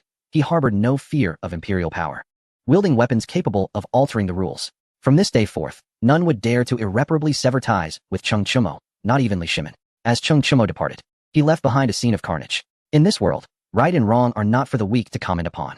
The weak are unworthy of assessing the strong. This is the law of survival. The sheep, by virtue of its herbivorous nature, awaits slaughter. What day is it today? Cheng Chumo inquired of the diligently writing Xiaozhu. The 9th year of the Jingguan era, she replied. Cheng Chumo turned to Empress Changsun. Do you wish to accompany me? He asked, intent on rescuing her. Empress Changsun shook her head, supported by palace maids as she returned to the palace. Cheng Chumo led his entourage out of the city. Why does the master inquire about the date? Xiaozhu asked. Because today, Empress Changsun shall perish, Cheng Chumo responded coolly. Giddy up, he commanded, urging the convoy to hasten.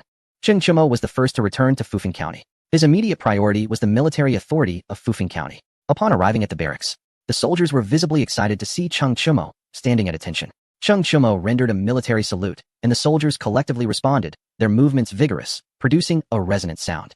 Cheng Chumo lowered his arms. Where's Chai Xiao? He inquired. The soldiers pointed towards a nearby room, and Cheng Chumo approached. Come out to see me, he called. After a prolonged silence, he gently pushed open the door. Chai Xiao, emaciated and skeletal, huddled in a corner with sunken eyes. In a fortnight, he had subjected himself to torment beyond the bounds of humanity. You are to leave Fufeng County, Cheng Chumo instructed, showing respect to a renowned general of his time. Chai Xiao, lost in thought, rose unsteadily. As he stumbled past Cheng Chumo, he collapsed. Cheng Chumo did not extend a hand to assist him, stepping back instead. The soldiers entered to examine him, checking for breath. He is dead, a soldier announced. Take him to Chang'an, Cheng Chumo ordered. The soldiers carried Chai Xiao out, while Cheng Chumo remained unmoved. Chai Xiao merely suffered from a venereal disease. It should not have led to such a swift demise, as such ailments are not fatal. He did not die a natural death. This could not be concealed from Cheng Chumo. Come out, he called, for Chai Xiao's face had briefly displayed a flicker of terror. There was another person in the room, someone he could scarcely believe was still alive. Am I correct? Cheng Chumo inquired with an indifferent tone. A dashing soldier emerged from the shadows, exuding the aura of a legendary figure who had pierced through the Turks, commanding admiration. The voice belonged to a woman. Upon encountering the woman masquerading as a soldier, Cheng Chumo furrowed his brow, pondering her identity. The woman remained unfazed, strolling out of the room with her hands behind her back, with Cheng Chumo following closely. They arrived at the training ground. I am Li Xiaoning. Feel free to inquire whatever you wish. That room was unclean, the woman stated. The woman was the long-deceased Li Xiaoning. The most lamentable aspect of her life was her marriage to Chai Xiao. When Li Yuan rebelled, Chai Xiao abandoned Li Xiaoning to flee alone. By that time, Li Xiaoning had already discerned Chai Xiao's true nature. He was unworthy of lifelong devotion. Due to political necessity, Li Yuan compelled Li Xiaoning to wed Chai Xiao. In his youth, Chai Xiao served as a trusted aide to the son of Yang Guang, earning his favor. He betrayed his former master to ally with Li Yuan, accompanying Li Shimin in numerous campaigns. Such a figure was one Li Yuan was reluctant to promote. Yet he did not wish to acquire the reputation of murdering a loyal minister. Li Yuan intended to use Li Xiaoning to eliminate Chai Xiao, but to his astonishment, Li Xiaoning had consented to the marriage. Li Yuan was furious and ceased to employ Chai Xiao. If Li Xiaoning were to comply with Li Yuan's wishes, he could justifiably disband her female army. Aware of this, Li Xiaoning preferred to wed a man devoid of affection rather than dissolve the formidable force she had painstakingly assembled. How could Li Yuan possibly allow his daughter to wield half of the Tang's military might? After several schemes, Li Xiaoning, overwhelmed, sought a heart-to-heart with Li Yuan. Ultimately, she feigned her death, leading to the automatic dissolution of her army upon losing its leader. Li Shimin, ruthless and unrecognizing of kin, had been well taught by Li Yuan. Cheng Chumo smiled without responding. He understood that his accomplishments were merely gleaned from Xia Zhu's records. Li Xiaoning found herself increasingly intrigued by Cheng Chumo. The allure of a divine general was undeniable. Removing his helmet, his dark hair cascaded down. Li Xiaoning deliberately shook her head, her hair swaying enticingly. A tactic learned from somewhere to ensnare men. However, Cheng Chumo remained unmoved. Li Xiaoning exuded valor that did not require seduction. Feeling somewhat disheartened, she cast aside her pretense. Let us engage in a duel. If you win, I shall marry you, and if you lose, you shall marry me, she declared proudly, doubting Cheng Chumo's ability to triumph. Marrying him would hold no surprises. Cheng Chumo's previously calm demeanor showed signs of disturbance, a slight twitch at the corner of his mouth. This was rather exhilarating. An unprecedented encounter for him. He agreed to the duel, but stated that the matter of marriage would be discussed the following day. As a soldier, Cheng Chumo was a martial enthusiast. He would not refuse a fight, and his ambitions were more aligned with his character than mere lust. Li Xiaoning was resolute. They would not require preparation and would engage immediately. Although she possessed commendable skills, her femininity limited her strength. Cheng Chumo seized her arm and executed a shoulder throw, sending her crashing to the ground, raising a cloud of dust. The encounter was far from over. He grabbed her legs, performing an unstoppable whirlwind maneuver, spinning her 10 times before launching her into the air. Just as she was about to hit the ground, he caught her by her collar. Do you yield? Cheng Chumo inquired. He privately concluded that the rumors were exaggerated. Li Xiaoning's combat prowess was average at best. Li Xiaoning's eyes grew vacant, unable to utter a word. Cheng Chumo shook his head, releasing her. Li Xiaoning lost her balance and fell to the ground, her throat itching painfully, feeling nauseous from the spinning. She began to vomit. Soldiers watching from a distance were left in shock. Did the general just knock a woman up? One soldier exclaimed, and soon the entire camp buzzed with the news. Cheng Chumo was lauded as a legendary general, and the tale of him impregnating a woman spread like wildfire throughout Fufeng County. The next day, Cheng Chumo awoke, bewildered at how he had returned. They had been assaulting Chang'an, and the cannons were not merely for show, they needed to be fired. What had happened to the beauty he had sought? Xia Zhu, why have we returned? He asked. Xia Zhu was absent, and at that moment, she stood outside the door looking dejected, with dark circles under her eyes. Li Xiaoning attempted to enter the villa, but Xia Zhu blocked her, only to receive a light smack. Indeed, my husband is quite valiant, Li Xiaoning remarked, donning a pink chest-length dress as she placed a teacup in Cheng Chumo's hand. She was already aware of his exploits, thinking to herself how discerning her judgment had been. Cheng Chumo gazed at Li Xiaoning. You are my wife, she responded. Cheng Chumo was elated. Excellent, splendid. I remain charming, he said, lifting Li Xiaoning in his arms. Let us consummate our marriage, he urged eagerly. Li Xiaoning nodded with anticipation. Chapter 122. The fractured egg of Chang Sun Chong. Not long after, unpleasant sounds emerged from the room. How shameless, Xia Zhu remarked sourly. At noon, Li Xiaoning sat on the bed in a daze. This is not how Cheng Chumo was yesterday, she thought, gazing at the peacefully sleeping Cheng Chumo, feeling perplexed. After dressing, she stepped outside. Xia Zhu was sulking but immediately straightened up upon seeing Li Xiaoning, behaving like a well-behaved child. Li Xiaoning presented her with a jade bracelet. I strike you for obstructing me, but I give you this bracelet because I need your answers. Is that agreeable? She stated. Xia Zhu was taken aback by Li Xiaoning's generosity. The bracelet was exquisite, a treasure money could not buy. Joy filled her heart as she realized that for each punishment she received, she was gaining priceless jewelry. The thought delighted her, clinging to Li Xiaoning's arm. She no longer feared her. Sister, ask away. I shall tell you anything, Xia Zhu said. Li Xiaoning pinched Xia Zhu's cheek. What is going on with Cheng Chumo? Xia Zhu, ever candid, presented her notebook. In her eyes, Li Xiaoning embodied the role of the lady of the house. After reading, Li Xiaoning's eyes sparkled with curiosity. There are such matters as dual personalities? Life must be filled with excitement, she mused. You are quite capable. Perform your duties well, and I shall not treat you poorly, she assured, removing a necklace from around her neck and placing it on Xia Zhu. Xia Zhu nodded fervently. Thank you, my lady, thank you, she exclaimed. After Xia Zhu departed, Li Xiaoning returned to the villa, her expression sour. She had given away her only piece of jewelry. No matter, I didn't care for it anyway. She consoled herself. Cheng Chumo emerged from his room and sat in a chair. Li Xiaoning got up and nestled into his embrace. Shall we go to Chang'an for some amusement? She proposed, wishing to retrieve her belongings, for living here without them was unthinkable. Cheng Chumo nodded in agreement. The two quickly prepared and set off for Chang'an. As they beheld the dilapidated city walls, Li Xiaoning cast a deep glance at Cheng Chimo. Soldiers, upon seeing Cheng Chimo, contemplated fleeing but feared punishment, thus steeling themselves to guard the gates. Cheng Chimo strode into the city with swagger, unchallenged. They ventured into the affluent district where the nobility resided. Suddenly, the sound of gongs and drums filled the air. Li Xiaoning tugged at Cheng Chimo to witness the spectacle. It turned out to be the wedding of the beauty they sought. We must seize her, Cheng Chimo declared. They arrived at the Changsun residence, packed with guests of wealth and status. Upon seeing Cheng Chimo, they trembled in fear. The princess of Changlu has arrived, the eunuchs announced. Li Lizzie, donned in a grand red robe, entered the Changsun abode. Cheng Chimo stepped directly in front of her. Hold on, Li Lizzie belongs to me, he proclaimed casually. No one dared to voice their anger, including Changsun Wuji, who had narrowly escaped death previously. Li Lizzie lifted her red veil, her eyes reddened with tears. Cheng Chimo, please leave.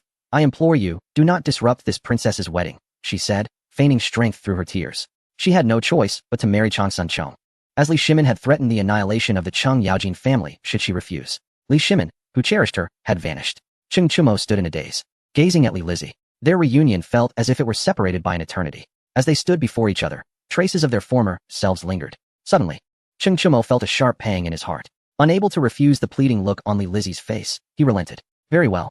Cheng Chimo clutched his chest and departed, with Li Xiaoning, veiled, trailing behind. Li Lizzie hastily covered her face, tears streaming down like rain. The wedding commenced. Kong Ingda proclaimed loudly, and a chilling scream echoed throughout the Changsun residence. Old Mo shattered Changsun Chong's egg with a fish, following Li Huan's instructions to sprinkle poison on the wound. After completing these tasks, Old Mo shouldered firewood and headed to the kitchen, his movements fluid and expert. A throng rushed to the scene, and upon seeing the blood-soaked ground, Changsun Wuji's eyes turned crimson. Elder brother, elder brother. No matter how Changsun Wuji called, it was in vain. Among the guests was an imperial physician, frowning. This is grave. The medicinal powder is toxic, the physician exclaimed urgently, hastily checking Changsun Chong's pulse. It was at this moment that Changsun Wuji had the best opportunity to forge a bond with him, a rare gift from heaven.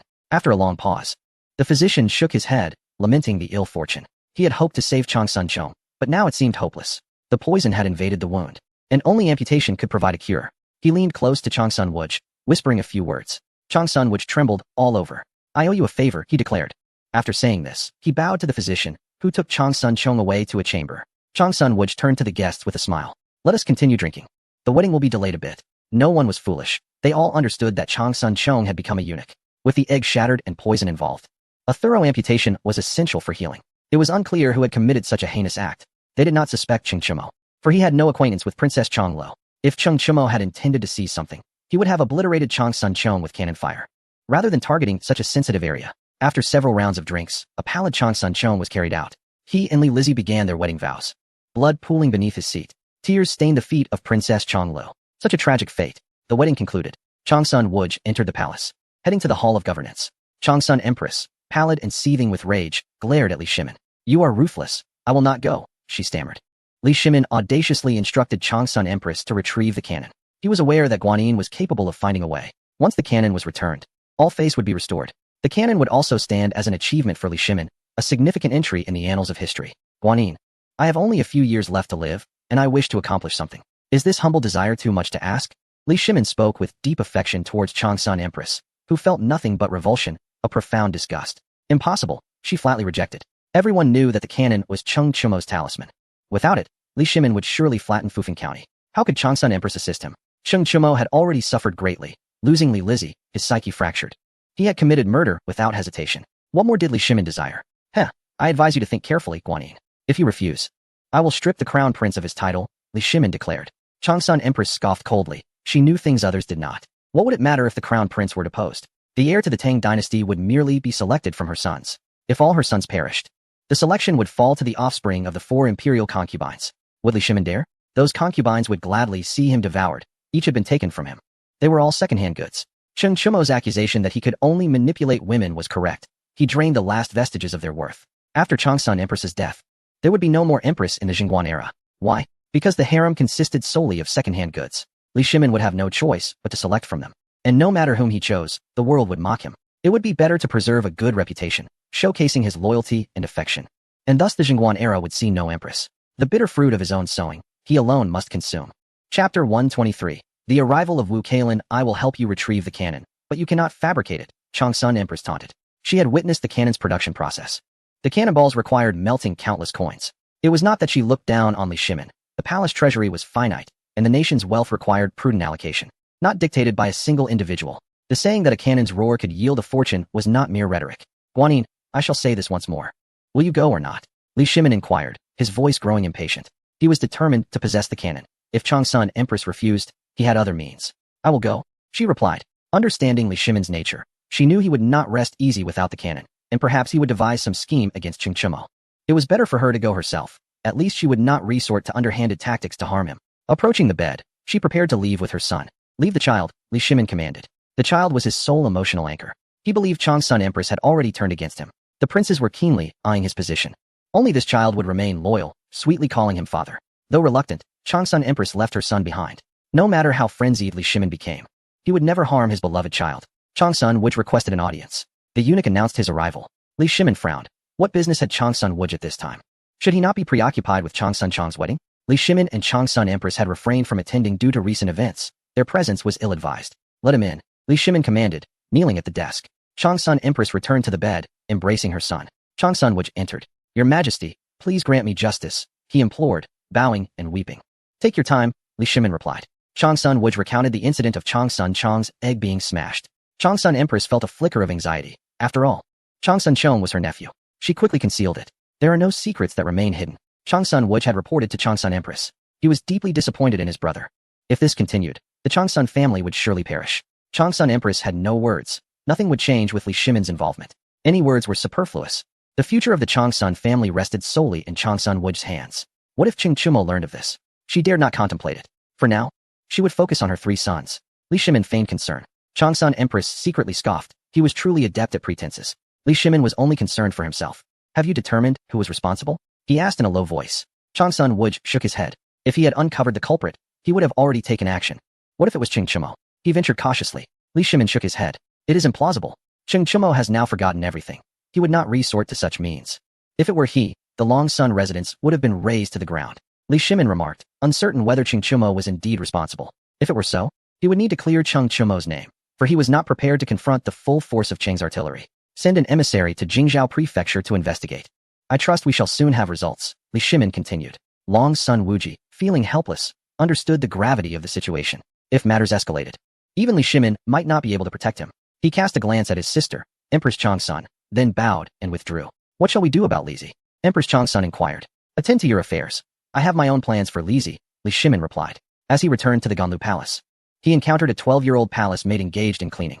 Upon seeing Li Shimin, she immediately bowed. He handed the child over to the maid. Meinyang, please take good care of the child. This girl would grow up to become the illustrious Empress Wu Zetian.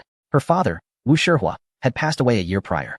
And with her 2 elder brothers unable to accommodate her, the Yang family brought her to Chang'an. Her father had been a staunch ally of Li Yuan, selling his possessions to support Li Yuan's initial rebellion.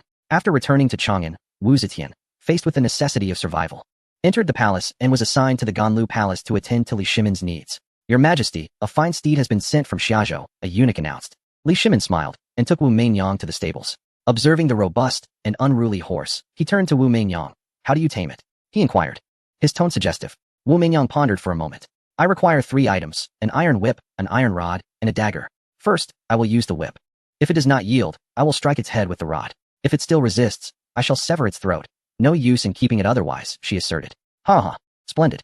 Li Shimin laughed heartily. This horse is akin to Cheng Chimo. If it is led but does not comply, it must be beaten back, as it serves no purpose otherwise. Li Shimin was exceedingly pleased with Wu Meinyang's temperament. Upon returning to the Ganlu Palace, the wet nurse took the child away. Li Shimin lifted Wu Meinyang onto the bed. At this moment, Li Shimin's physical condition allowed him only to tease the young ones. The palace ladies, fierce as wolves, left him feeling overwhelmed. From this day forth, you shall be known as a talented individual, he declared. Minutes later, Li Shimin remarked, your cheeks are flushed, young lady. Is this your first experience? Wu Meinyang, slightly embarrassed, replied, to serve the wise emperor is indeed a blessing. The following day, Wu Zetian was designated as a talented individual and resided in the Ganlu Palace, attending to Li Shimin. In Fufeng County, Empress Changsun stared blankly at Li Xiaoning. You are Xiaoning? She asked, somewhat incredulous, for Li Xiaoning had been dead for quite some time. Why had she suddenly reappeared? Li Xiaoning embraced Empress Changsun's arm, puffing out her chest in a playful manner, feeling somewhat discontented that she was not quite as grand. What? Are you displeased to see me alive? She teased. It took Empress Changsun a long while to accept the reality of Li Xiaoning's return. I never imagined you would feign death. Why? She inquired with curiosity. Li Xiaoning, unreserved, shared her story, and Empress Changsun nodded in understanding. To comprehend Li Shimin is to understand Li Yuan. The resemblance between father and son is striking. One cannot escape the consequences of their own actions. What brings you here? Empress Changsun teased. Li Xiaoning, unabashed, welcomed the jest. Empress Changsun, however, felt it was a lonely jest. Li Xiaoning's personality was far from that of a typical young lady. She harbored great ambitions. Had she been a man, the throne would have been hers, and she conducted herself with grace and fairness. If news of Li Xiaoning's survival were to spread, countless would lose sleep over it. The two women entered a villa where Cheng Chumo squatted in the living room, seemingly engrossed in some study. Li Xiaoning looked on with a resigned expression. Accustomed to the situation, Empress Changsun, puzzled, inquired, what does this mean? You, Empress Changsun began, aware that Li Xiaoning's life goal was to find a man capable of besting her. Could it be that she and Cheng Chumo had? Li Xiaoning feigned indignation, shaking Empress Changsun's arm. You are insufferable, she exclaimed, her voice tinged with playful annoyance. This startled Empress Changsun, who felt an odd sensation. Ha ha. Cheng Chumo is indeed a prodigy. Cheng Chumo rose, hands on his hips, laughing heartily. Turning, he was momentarily taken aback upon seeing Empress Changsun. Guanyin maid, you still remember to return? When I saw you in the capital, you were less than enthusiastic. Have you changed your heart? He questioned, folding his arms with a knowing expression.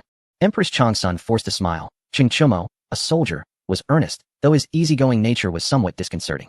Chapter 124, Desire for Artillery? Let us discuss. Li Xiaoning stepped back from Empress Changsun, glancing at Cheng Chumo, and then at Empress Changsun, her expression souring. Longsun Wugo, you dare to take my consort. What shall we do about this? I must sleep on the left, she declared. Empress Changsun's face flushed with indignation as she shot a fierce glare at Li Xiaoning. Do not speak nonsense. If she is mad, must you follow suit? Empress Changsun retorted, pondering what it would be like for the three of them to share a bed. In her 30s, Empress Changsun was at a fervent age, her desires unfulfilled, and the thought made her cheeks redden. Li Xiaoning, with a mocking smile, saw through the connection between Empress Changsun and Cheng Chumo, leaving Empress Changsun feeling shameful and at a loss for words. Cheng Chumo interrupted, what a bother. What is there to dispute? Let us all sleep together, it won't hinder us. He gestured grandly, leading the way outside. The two women exchanged glances before following him. They arrived at an open space where special forces had brought a large balloon and a sizable basket. One of the soldiers climbed inside, holding a gas canister. Once everything was prepared, he ignited it. The hot air balloon began to expand rapidly, taking shape. Cheng Chumo stepped in first, and after a moment's hesitation, the two women followed suit. Cheng Chumo controlled the balloon as it gently ascended, causing the two women to pale in fright. We are flying, are we not? Li Xiaoning stammered. Empress Changsun nodded vigorously. I am so scared. Cheng Chumo, brimming with pride, was unperturbed. He opened his arms, drawing Empress Changsun close, granting her a sense of safety and dispelling her fear. Her cheeks flushed as she stole a glance at Li Xiaoning, pondering whether the situation would be less awkward without her presence. Li Xiaoning wore a disdainful expression. What a lack of spirit. Afraid just because we are airborne? She casually rested her hand on the gas canister, feeling its coolness. What is this? How can it catch fire? Is there ghost fire within? She exclaimed in astonishment, as only ghost fire could ignite spontaneously. Cheng Chumo patiently explained, I cannot access natural gas. Our current technology cannot extract it. However, biogas is certainly feasible. After Cheng Chumo's explanation, Li Xiaoning wore an expression of disbelief. Could the realm of the 5 grains actually be transformed into biogas? The fact that biogas could ignite spontaneously without a source was truly impressive. Li Xiaoning was genuinely in awe. Empress Changsun nodded in agreement, recognizing the remarkable nature of the discovery. After flying for an hour, Cheng Chumo skillfully controlled the flow of biogas, causing the flames to diminish gradually as the balloon descended gently into the open area of the villa. The three alighted from the hot air balloon, and the two women felt their legs weaken. Cheng Chumo steadied one of them as they walked back to the villa. In the future, this will be my secret weapon for surprise attacks. Next time we assault the Imperial City, I could unleash it as a divine force from the heavens, he remarked. Empress Changsun, with a complex expression, felt a sense of satisfaction at the thought of Cheng Chumo planning an attack on the Imperial City. Li Xiaoning, filled with excitement, looked forward to accompanying Cheng Chumo in the conquest of Chang'an. The three settled down for a casual chat. I have come here with a mission, Empress Changsun announced. What mission? Li Xiaoning inquired. The Empress hesitated, unable to voice her thoughts. You seek artillery technology, do you not? Ask Li Shimin if he is willing to negotiate for it. What will he offer in return? Cheng Chumo suggested casually. The weapons currently in circulation are antiquated. We must utilize one generation of technology, develop another, and conceptualize a third. This 3-step military strategy reveals merely outdated technology for your viewing. If you doubt the existence of more advanced technology, I regret to inform you that it is already in mass production. If you believe in its existence, then alas. I am merely indulging in fanciful notions. This is but a concept. Truth and falsehood are often intertwined, he continued. Empress Changsun nodded, secretly acknowledging Cheng Chumo's astute observations. This matter should not be discussed by you, Guanyin made. Let Li Shimin handle it himself. He has wronged me, and I intend to take advantage of that. Cheng Chimo added. The two women exchanged glances, exasperated. Was it truly necessary to articulate such matters? Shouldn't they remain unspoken? Empress Changsun stood and departed. A few days later, Li Shimin arrived at Fufeng County and visited the villa to meet Cheng Chimo, who was alone. Li Xiaoning was reluctant to meet him. The two men sat across from each other. State your price, Li Shimin said calmly. This was the essence of power, when one possesses strength. Others willingly converse with them in a composed manner. Conversely, without such strength, one should not expect to be treated with respect. Value dictates status. Cheng Chimo possessed value sufficient to lower Li Shimin's demeanor.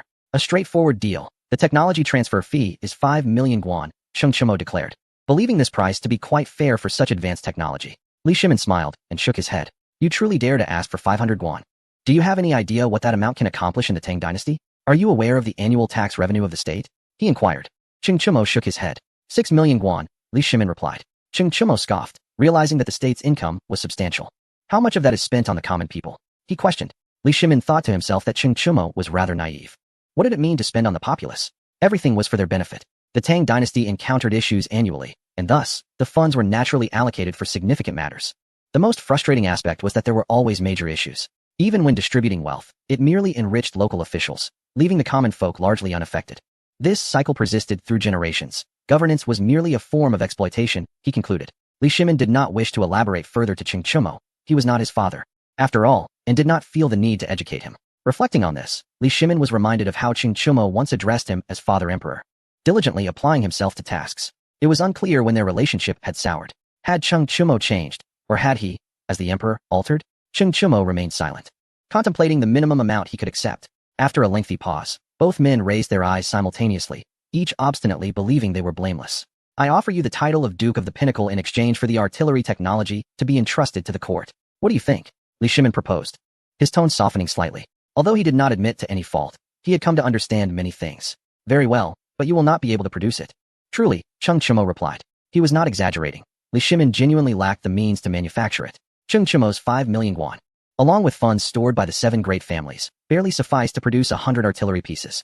The cost of ammunition was even higher, with each shell costing 20 guan. Li Shimin's expression brightened. He had not expected Cheng Chimo to agree so swiftly. He could not afford to be stingy, and began contemplating what title to bestow upon Cheng Chimo. I bestow upon you the title of Duke of the Pinnacle, Li Shimin declared. This title was intriguing, carrying dual meanings, pique and madness.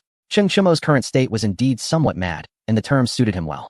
Another interpretation implied standing atop the summit, surveying all below. This title could potentially offend all other dukes in the realm. Cheng Chimo rose, exhilarated, pacing the room with his hands clasped behind his back. Duke of the Pinnacle, splendid, truly splendid, he exclaimed in excitement. Li Shimin moved toward the door. I am preparing to launch another campaign against Goguryeo. Would you be willing to accompany the army? Li Shimin asked. He felt his time was limited and desired to achieve further accomplishments. Goguryeo was a lingering pain for both Yang Guang and Li Shimin, akin to a shared grievance. If you can locate Shui Rengui, victory is assured, Cheng Chimo stated, his voice pausing. If not, I will intervene, he added gravely. Li Shimin did not turn back as he exited. Chapter 125. Do not follow Sun Simiao on his pilgrimages, or you shall starve. Cheng Chimo followed Li Shimin out of the villa. Once outside, Li Shimin surveyed the villa. Such feng shui must have been arranged by your master, correct? You reside on the highest floor, looking down upon others. What a clever tactic, though it lacks virtue, Li Shimin remarked. Cheng Chimo was taken aback. What was this sentiment? He dismissed it. Modern buildings were constructed similarly, with wealth dictating residence. It was simply an unavoidable reality. There were too many modern people. The Tang dynasty had a population of merely 10 million at most. The land was far more extensive than in modern times. The term vast land and sparse population no longer accurately depicted the situation of the Tang dynasty. It was not uncommon to go 100 miles without encountering a single household. Do you have anything to say? If not, you may leave, Cheng Chimo stated. Feeling a lack of respect, the endearing term Father Emperor had vanished, replaced by a cold distance. Li Shimin found this difficult to accept. Yet he had no choice but to come to terms with it, letting out a self-deprecating smile. You are the only one in the entire Tang who dares to speak to me in such a manner, he remarked. If you do not wish to hear me, then do not come. I did not summon you here, Cheng Chimo replied. Li Shimin shot Cheng Chimo a glare, feeling helpless. Communication was contingent upon strength. To speak loudly required the power to do so, and it was evident that Cheng Chimo possessed such strength. The fact that he could potentially bring an end to the Jingguan era was indeed the very source of Cheng Chimo's arrogance. The two strolled casually within the villa. I do not wish for you to become embroiled in the struggle for the throne, Li Shimin broke the silence. He had forgotten one important detail. Cheng Chimo was entirely unaware of the circumstances surrounding the imperial conflict. Li Shimin remarked that he could hardly recall what needed to be done the next day. As long as my brother ascends to the throne, it suffices, Cheng Chimo interjected. Li Shimin fell silent, for it was not merely his wish that Li Chengqian could not become emperor, it was the sentiment of the entire realm. A ruler who is disabled would not earn the respect of the populace. Li Shimin mounted his black dragon steed and departed, choosing not to continue the discourse with Cheng Chimo. While Cheng Chimo possessed strength, Li Shimin had strategy. He had numerous ways to ensure Li Chengqian lost his position as crown prince, yet he refrained from acting due to the watchful eyes of Empress Changsun. Cheng Chimo, meanwhile, continued his research. Cannons had already been dispatched, but he sought even more advanced weaponry, such as firearms. Cannons were relatively easy to manufacture, given their size, requiring only a rough quality to be functional. Firearms, however, demanded precision, and a lack of accuracy rendered them useless. Master, the young maidens you desired have all been procured, Xia Zhu said with a sorrowful expression. Is it not akin to riding a donkey to find a donkey? I, Xia Zhu, am quite lovely myself, though not a maiden. I possess many skills and bear no responsibilities. Why does the master not indulge? Cheng Chimo felt a surge of excitement. 1,000, indeed. In modern times, marrying a wife is no simple endeavor. Accompanying Xia Zhu, he reached the gathering place of the young maidens, only to find them clad in tattered garments and emaciated. Cheng Chimo immediately lost interest. In the Tang dynasty, beauty was equated with plumpness, a beauty defined by familial background and wealth. Only those from well-off families could afford to be robust, thus deemed beautiful. It was not merely the physicality of women that dictated beauty. When selecting a spouse, one's physique could often indicate the financial standing of her family. Wealthy families produced beautiful daughters. Those without wealth, however, were often gaunt and far from beautiful. In ancient times, lineage was of utmost importance. Marriage was not a trivial matter, requiring scrutiny of 3 generations. Should any generation fall short, the woman's value would plummet. A woman's dowry was essential. Without it, she would find no suitors, as even the poorest families would strive to provide a dowry. There exists a term that describes women in such contexts, a financial burden. The same applies to men. Without a solid background, they amounted to nothing. Li Shimin exemplified this, as his ancestry was of a once noble but now fallen house, leading even imperial families to look down upon him. Let us provide them with fine garments and ensure their meals are plentiful, Cheng Chimo declared. The maidens looked up in surprise, their eyes filled with affection for Cheng Chimo. He reveled in their gaze. It was precisely this sensation that invigorated him. Every meal must include meat, he added. The maidens beamed with joy, nearly wishing to embrace Cheng Chimo in gratitude. Xia Zhu, however, wore a troubled expression. Master, we have run out of funds, she lamented. The expenditures had been extravagant, particularly with Sun Simiao, who had been the most lavish spender. Each expenditure amounted to tens of thousands of coins, and even the wealthiest could not sustain such a drain. Cheng Chimo, with hands clasped behind his back, departed, knowing he lacked the means to generate income. It matters not. At the Weishui River, Old Gui, sell that last gold knife coin, Sun Simiao urged, observing the children suffering from hunger. Long Gui's face darkened. The entire 1,000 gold knife coins had been squandered by Sun Simiao within the span of a year, and he would not spare even the last one. Do you have any humanity left? Long Gui shouted in anger. Sun Simiao merely gestured towards Long Zhan and the others. Long Gui, without needing to look, was already aware. Long Zhan and 36 others followed the two, meandering about, often going hungry. Village leader, I am starving, Long Zhan complained, casting a forlorn glance at Long Gui, genuinely famished. All you think about is eating. Long Gui retorted angrily. Long Zhan reminisced fondly about his time with Cheng Chimo, when he had never felt hunger and could indulge in whatever he desired. Now, following these 2 elderly men, he regretted his decision. Had he known, he would have never accompanied them. They had set out with ample funds, but could not withstand Sun Simiao's extravagance. Upon encountering the impoverished, he offered free medical care, visiting village after village without charging a single coin. Medicinal herbs in the Tang dynasty were exceedingly costly. Even a mountain of gold would not suffice. While in Fufeng County, Cheng Chimo had provided ample funding, but after leaving, Sun Simiao continued his lavish ways. When funds dwindled, he coerced Long Gui into selling the gold knife coins. Once they were exhausted, Sun Simiao suggested returning to Fufeng County, a classic case of returning home to retrieve more money after squandering what they had. Long Zhan squatted by the river, parched, wishing to fish but lacking the necessary equipment. He grabbed a handful of water plants and stuffed them into his mouth, finding them foul and unpleasant. The others followed suit. After quenching their thirst, the group stood and gazed at Long Zhan. We can no longer follow the village leader. We will starve to death. Let us return to find the young village leader, one suggested. Cheng Chimo was the young village leader, a disciple of Long Gui. Long Gui nodded, barely glancing at Sun Simiao, and led the group toward Fufeng County. Long Gui patted his chest, thankful to have preserved the last gold knife coin. Trailing behind the others, Sun Simiao looked on with disdain. Vulgar, he muttered under his breath, joining the throng. As they entered Fufeng County, Long Zhan, a sturdy man, shed tears of joy. Finally home. The citizens of Fufeng County, witnessing their dire state, generously invited them to dine. At last, they enjoyed a hearty meal. The group hastened their pace, soon encountering Cheng Chimo. "Who are you?" he asked, feeling particularly disheartened, for his funds had run dry. Squatting on the ground, he pondered solutions, while Xiaozhu sat beside him with a small notebook. "Have you eaten?" Long Gui inquired. Xiaozhu immediately stood to respond, sharing with Long Gui the matter of Cheng Chimo consuming the elixir. Long Gui, resigned, realized he had not escaped the situation. He turned to Sun Simiao. "Old son, can you treat him?" Long Gui asked. Sun Simiao nodded, for his travels had not been in vain. His medical skills had further advanced. "Let us act swiftly. Hold him down. I have recently developed a needling technique that has never failed," Sun Simiao declared confidently. Long Gui nodded, while Xiaozhu remained silent. Cheng Chimo turned and fled. "What are you talking about?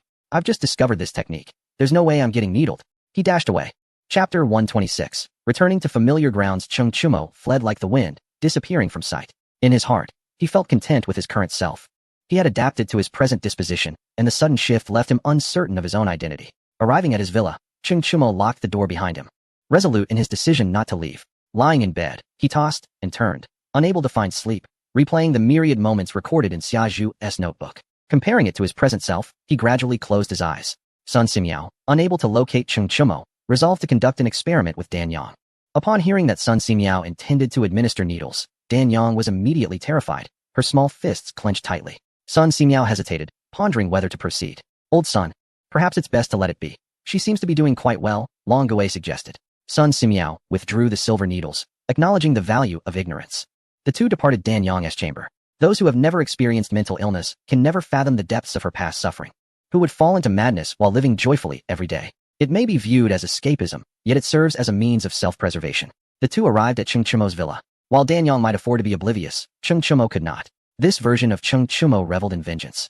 Yet such a mindset was unsustainable. What would become of Fufeng County if he remained oblivious? Currently, Fufeng County bears the weight of many lives, with numerous matters demanding his attention. Is it merely research? A cannon has drained all the wealth of Fufeng County. What more is there to study? The prospect of mere sustenance looms ominously. Cheng Chimo, as the leader of Fufeng County, bears the responsibility for its people. Living off past glories will inevitably lead to depletion. What awaits him? Fufeng County is akin to a boat sailing upstream. Stagnation equates to regression. Presently, there is no danger, but what of the future? The adherence to summons over proclamations relies on strength. Li Shimin will undoubtedly seek a way to acquire the cannon technology, regardless of the cost. Should Fufeng County fail to develop technology to counter the cannon, what fate awaits? It will be dire. Cheng Chimo will face death, and all associated with him will perish. Fufeng County will be razed to the ground. This is not hyperbole, it is the stark reality. Master, I know you wish to avoid returning to the past. Yet some burdens must be borne. Having embarked on this path, one must confront it. Long Gui stands at the doorway, offering counsel. Cheng Chimo feigns ignorance. Long Gui shakes his head in frustration, feeling powerless. If you would allow me to treat you, I could formulate a potent tonic for you. Surely, you do not wish for your multitude of young brides to live in widowhood? Sun Simiao interjects. Long Gui's expression darkens. He questions how Sun Simiao regards his apprentice. As the latter's audacity grows increasingly shameless. "You underestimate my disciple," Long Gui retorts indignantly. Sun Simiao remains silent. For while he may lack in martial prowess compared to Long Gui, he surpasses him in understanding human nature. No man can resist a tonic for vitality. Confidence is futile. A man's greed knows no bounds. The more formidable the remedy, the better. Ideally, it should be extraordinarily potent, yet devoid of side effects. A single dose sufficient for a lifetime. With a creak, the door swings open. Cheng Chimo presents a facade of calm. "May I have a few days' grace? I wish to leave behind some memories," he states. Sun Simiao nods. Long Gui's demeanor darkens. He believes his disciple is beyond saving. "You must first provide the tonic." Cheng Chimo insists. The fox's tail is exposed. Long Gui swiftly delivers a slap to the back of his head before storming off. "In 3 days, I shall provide you with the tonic and then administer acupuncture," Sun Simiao declares, confident that 3 days will suffice for his research. Cheng Chimo nods eagerly. Brushing off the slap, Long Gui departs.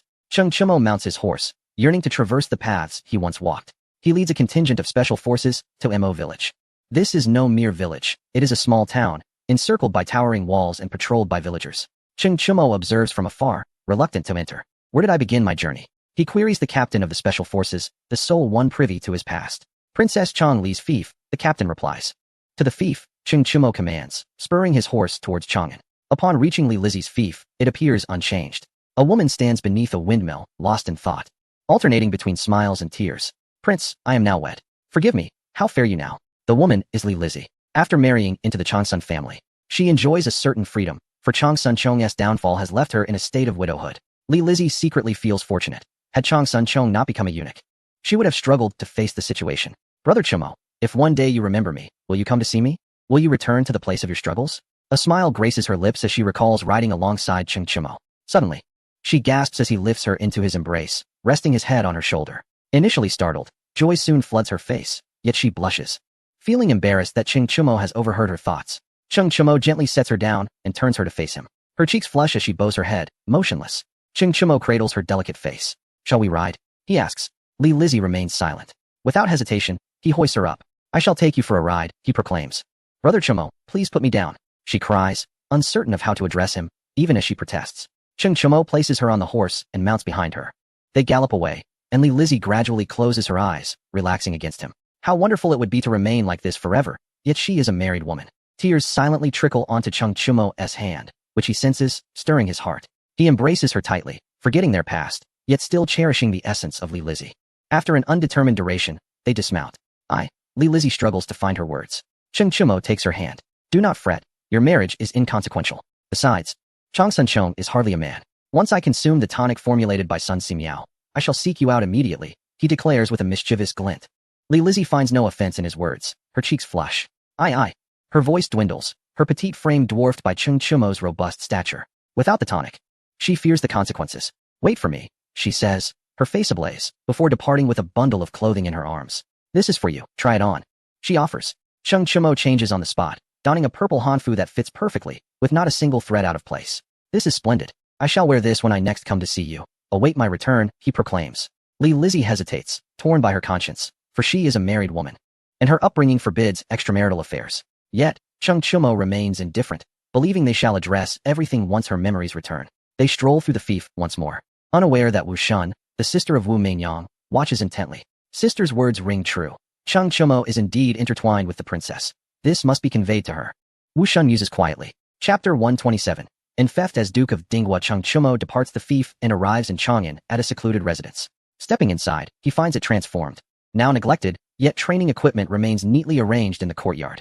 After surveying the premises and preparing to leave, a eunuch hastily bows before him. Your Majesty has instructed me to inquire whether you will attend the court assembly tomorrow, where you shall be enfeoffed as Duke, the eunuch states cautiously. This is his first time delivering such an edict, and he does so with trepidation. Very well, Cheng Chimo replies, intrigued to witness the court proceedings. Safety is not a concern. As long as the ministers are not foolish, they would not dare to assassinate him, for the special forces are not mere decoration. Li Shimin will not act against him before the canon is completed. The following day, morning court convenes. Cheng Chimo donned the garments crafted by Li Lizzie as he made his way to the court. No one uttered a word to him along the path. While many dukes dared not display their fury, their eyes betrayed their resentment.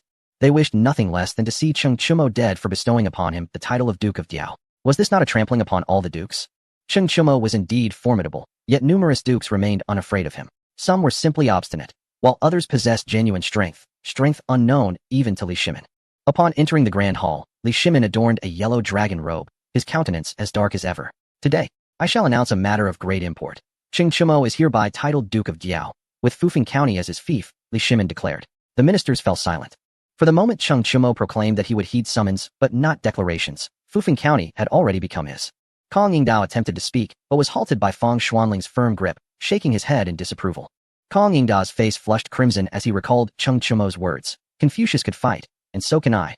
Thus, I am a descendant of the sage. He had once dismissed this as mere folly, yet upon reflection, it rang true. Only those capable of compelling a ruler to converse calmly could earn such a discourse. And such individuals were deserving of a ruler's respect. Confucius's 3,000 disciples, armed with swords, embodied this very assurance. In an era when a country with 1,000 chariots was considered a great power, the 3,000 disciples of Confucius represented a considerable force, capable of instigating a nation's decline, albeit unable to alter the prevailing order. With this realization, Kong Yingda seemed to grasp something profound. Your Majesty is indeed wise. He bowed respectfully. Encouraged by the emperor's satisfaction, the other ministers rose in agreement. Li Shimin then shared his thoughts on launching an expedition against Goguryeo. The ministers began to express their opinions. I believe it unwise to attack Goguryeo without first stabilizing Yuzhou. Prince Li Yu is amassing troops there, and I fear he harbors treacherous intentions, Wei Zheng asserted. Li Shimin fell silent, regretting his earlier decision to cast the Empress Dowager Yin into the cold palace. In his rage, he had acted without due consideration. A ruler must not err, and even when mistakes occur, they must endure. Li Shimin turned his gaze towards Cheng Chimo, wishing for him to carry out a capital punishment against Li Yu. Duke of Diao, how should we proceed? Li Shimin inquired. I am unaware. I shall regain my memory in a few days and lack the time for such matters, Cheng Chimo replied. Li Shimin smiled. Recognizing that Cheng Chimo's recovery of memory would be beneficial, preferable to the current state of affairs. The noble minister's eyes glimmered with anticipation at the prospect of Cheng Chimo's regained memory. What good fortune it would be for them. For they still held a significant fortune in Fufeng County, and should commerce resume, they would reap the rewards. Then you shall recover your memory before proceeding, Li Shimin decided. Expressing his reluctance to engage in domestic conflict, fearing it would sap the nation's vitality, he preferred Cheng Chimo to confront the matter, hoping for mutual destruction if possible. You may visit the Empress Dowager Yin. I do not wish to shed more blood, he added casually. After court adjourned, Cheng Chimo arrived at the Hall of Governance, where he encountered Empress Changsun. Guanyin maid, I shall soon regain my memory, he expressed, his words tinged with melancholy. Empress Changsun chuckled softly. Reluctant to part with the current Cheng Chimo, who dared to call her by such an endearing name and unabashedly took liberties with her. A stark contrast to his former self. Do not worry. I shall always be your Guanyin maid, she assured him. Cheng Chimo, oblivious to the deeper meaning behind her words, departed the hall and made his way to the cold palace. The Empress Dowager Yin sat vacantly before the door, her eyes swollen and red. A large wet patch on her chest. You are the Empress Dowager Yin? Cheng Chimo inquired.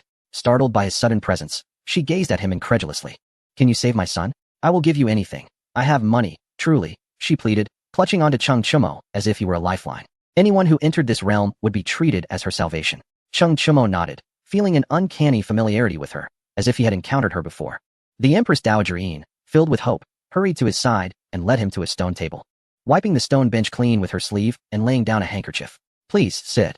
I do not have any tea, she said, tears glistening in her eyes. Cheng Chimo regarded her, currently in need of funds, open to the idea of earning money through saving lives. How much do you possess? Li Yu's situation is significant. I intend to carry out a capital punishment against him. If you can offer a substantial sum, I might spare him and allow him to remain in Fufeng County unharmed. I possess the means to do so, Cheng Chimo stated. Wiping her tears with her small hand, she replied, I have 500,000 guan, buried beneath Chang'an. I have a map tattooed on my body. Will this suffice? The Empress Dowager Yin's voice trembled with uncertainty, fearing it might not be enough. Cheng Chimo nodded, acknowledging that 500,000 was indeed substantial. Very well, show me the map, he commanded. The Empress Dowager Yin's eyes sparkled with delight as she pulled him into her chamber. The map was tattooed on her thigh, faint and nearly invisible, without special means to reveal it. Upon entering the room, Cheng Chimo frowned at the disarray. The Empress Dowager Yin, noticing his expression, hurried to explain. I was raised in a wealthy household. My grandfather was the governor of Chang'an, wielding immense power. Had it not been for his overwhelming influence, Li Yuan would not have been able to eliminate him. After her explanation, the Empress Dowager Yin sat at the edge of the bed and lifted her skirt, showing no sign of modesty as she pointed to the side of her thigh for Cheng Chimo to see. Cheng Chimo squinted, rubbing his eyes. Where is it? He asked. Only then did the Empress Dowager Yin recall the need for a special ointment. Do you have any ointment that can stimulate the skin? She asked. Cheng Chimo rose and left the room to seek the ointment from the palace, ultimately going to Empress Changsun for assistance. Empress Changsun instructed the imperial physician to prepare a vial for him. Your Majesty, this ointment will cause considerable pain upon application, and it will take 3 days for the skin to return to normal. Please use it with caution, the physician cautioned as he handed the vial to Cheng Chimo. Did you hear that? The boy Li Yu is not bad. If he can survive, do help him, Empress Changsun added. Aware of Cheng Chimo's visit to the Empress Dowager Yin, but unaware of the ointment's purpose, Cheng Chimo remained silent as he took the ointment back to the cold palace. The Empress Dowager Yin was ready upon his return, applying the ointment herself. As soon as it touched her skin, she winced in pain, tears streaming down her face as she bit her lip to continue applying it. Cheng Chimo could no longer bear to watch. Enough. I no longer want it. This is free, he declared. The Empress Dowager Yin stubbornly persisted, unwilling to accept charity. Time passed, and her body grew weak. Cheng Chimo sat beside her, supporting her. Why endure this? He asked. It is worth it, she replied, managing a smile. I cannot reach the areas further back. You must assist me. Chapter 128. Empress Dowager Yin. The Empress Dowager Yin shed her outer garments and lay on the bed. Cheng Chimo held the ointment. Noting that her thigh had turned a deep purple, with faint blue lines appearing beneath the surface, trailing off towards the back of her thigh. Without the application of the potion, it remained invisible. Cheng Chimo applied it with utmost care. The Empress Yinhua bit down on the quilt, beads of cold sweat forming as her legs twitched uncontrollably, yet she remained silent. Her pampered upbringing led Cheng Chimo to regard her with newfound respect. He had initially assumed her to be merely voluptuous yet dim-witted, only to discover a different facet of her character. Once the application was complete, a map emerged. Cheng Chimo committed it to memory and draped the quilt over her. A rumble echoed from the Empress Yinhua's stomach, a painful reminder of her hunger. She gazed longingly at Cheng Chumo, who had no food to offer. The eunuchs responsible for delivering meals acted according to their whims. If they were in good spirits, they would deliver early, but if not, no food would come at all. The empress had gone an entire day without sustenance. What would you like to eat? Cheng Chumo inquired, deciding to treat her. The Empress Yinhua discreetly licked her red lips. Someone will bring me food soon. You may go about your business, she replied insincerely. She had no means to pay for her meal, feeling that accepting food would create a debt she could not repay. Preferring to endure hunger rather than allow Cheng Chumo to treat her. Cheng Chumo, oblivious to her thoughts, stood up. Just wait. I too wish to experience the feeling of dining in the cold palace. He departed from the cold palace and made his way to the Lijing Hall. The gardens behind the hall were filled with various small animals, including deer, which had been cared for by Li Shimin in the past. Though he now had little inclination to tend to them, Cheng Chumo captured a deer and several wild chickens. In the distance, a large black dog barked. Cheng Chumo, noticing the dog, chuckled. Dog meat rolls thrice, and even deities cannot stand. The black dog immediately complied, lying down and covering its head with its paws. The creature sensed the threat. This man was fierce and intended to eat it. Cheng Chumo, having gathered enough, abandoned the notion of consuming the dog. Upon returning to the cold palace, he found the Empress Yinhua limping through the grass, searching for tender shoots to eat. Spotting Cheng Chumo, she hastily wiped her mouth, as if she had been caught indulging in something forbidden. Cheng Chumo, speechless, chose not to expose her and began to kindle a fire. He gathered several earthenware pots, the primary cooking vessels of the common folk in the Tang dynasty, as pots were still rare due to the high cost of iron, which was primarily allocated for military use. Cheng Chumo prepared boiled venison and roasted chicken, ensuring not to waste any of the remaining meat, which he smoked for preservation. You can keep this smoked meat. I cannot guarantee when I will return, he said. The Empress Yinhua stared blankly at the meat in the pot, vaguely understanding Cheng Chumo's words. I can leave, she blurted out, quickly covering her mouth, her large eyes filled with distress, having let slip her secret. Cheng Chumo, unfazed, chuckled as he retrieved the meat and divided it, offering her a portion to eat. It must be said that the delicacies raised by Li Shimin were truly delectable. As Cheng Chumo savored the meat, he couldn't help but think of the exquisite snow he had encountered. Surely, dog meat would be even more delicious. Having satisfied his hunger, Cheng Chumo took his leave, preparing to return for acupuncture. 3 days later, he arrived back in Fufeng County. Sun Simiao handed him a potent aphrodisiac, which Cheng Chumo quickly tucked away, resolutely ensuring no one would see it. Let us begin, he declared, mentally steeling himself. Clean yourself up, Sun Simiao instructed. After cleansing himself, Cheng Chumo lay on the bed, awaiting their arrival. Sun Simiao and Long Gue entered, exchanging a knowing glance before Long Gue produced a wooden basin. Cheng Chumo regarded it with curiosity. What is this? He asked, only to be met with the sight of a thick silver needle.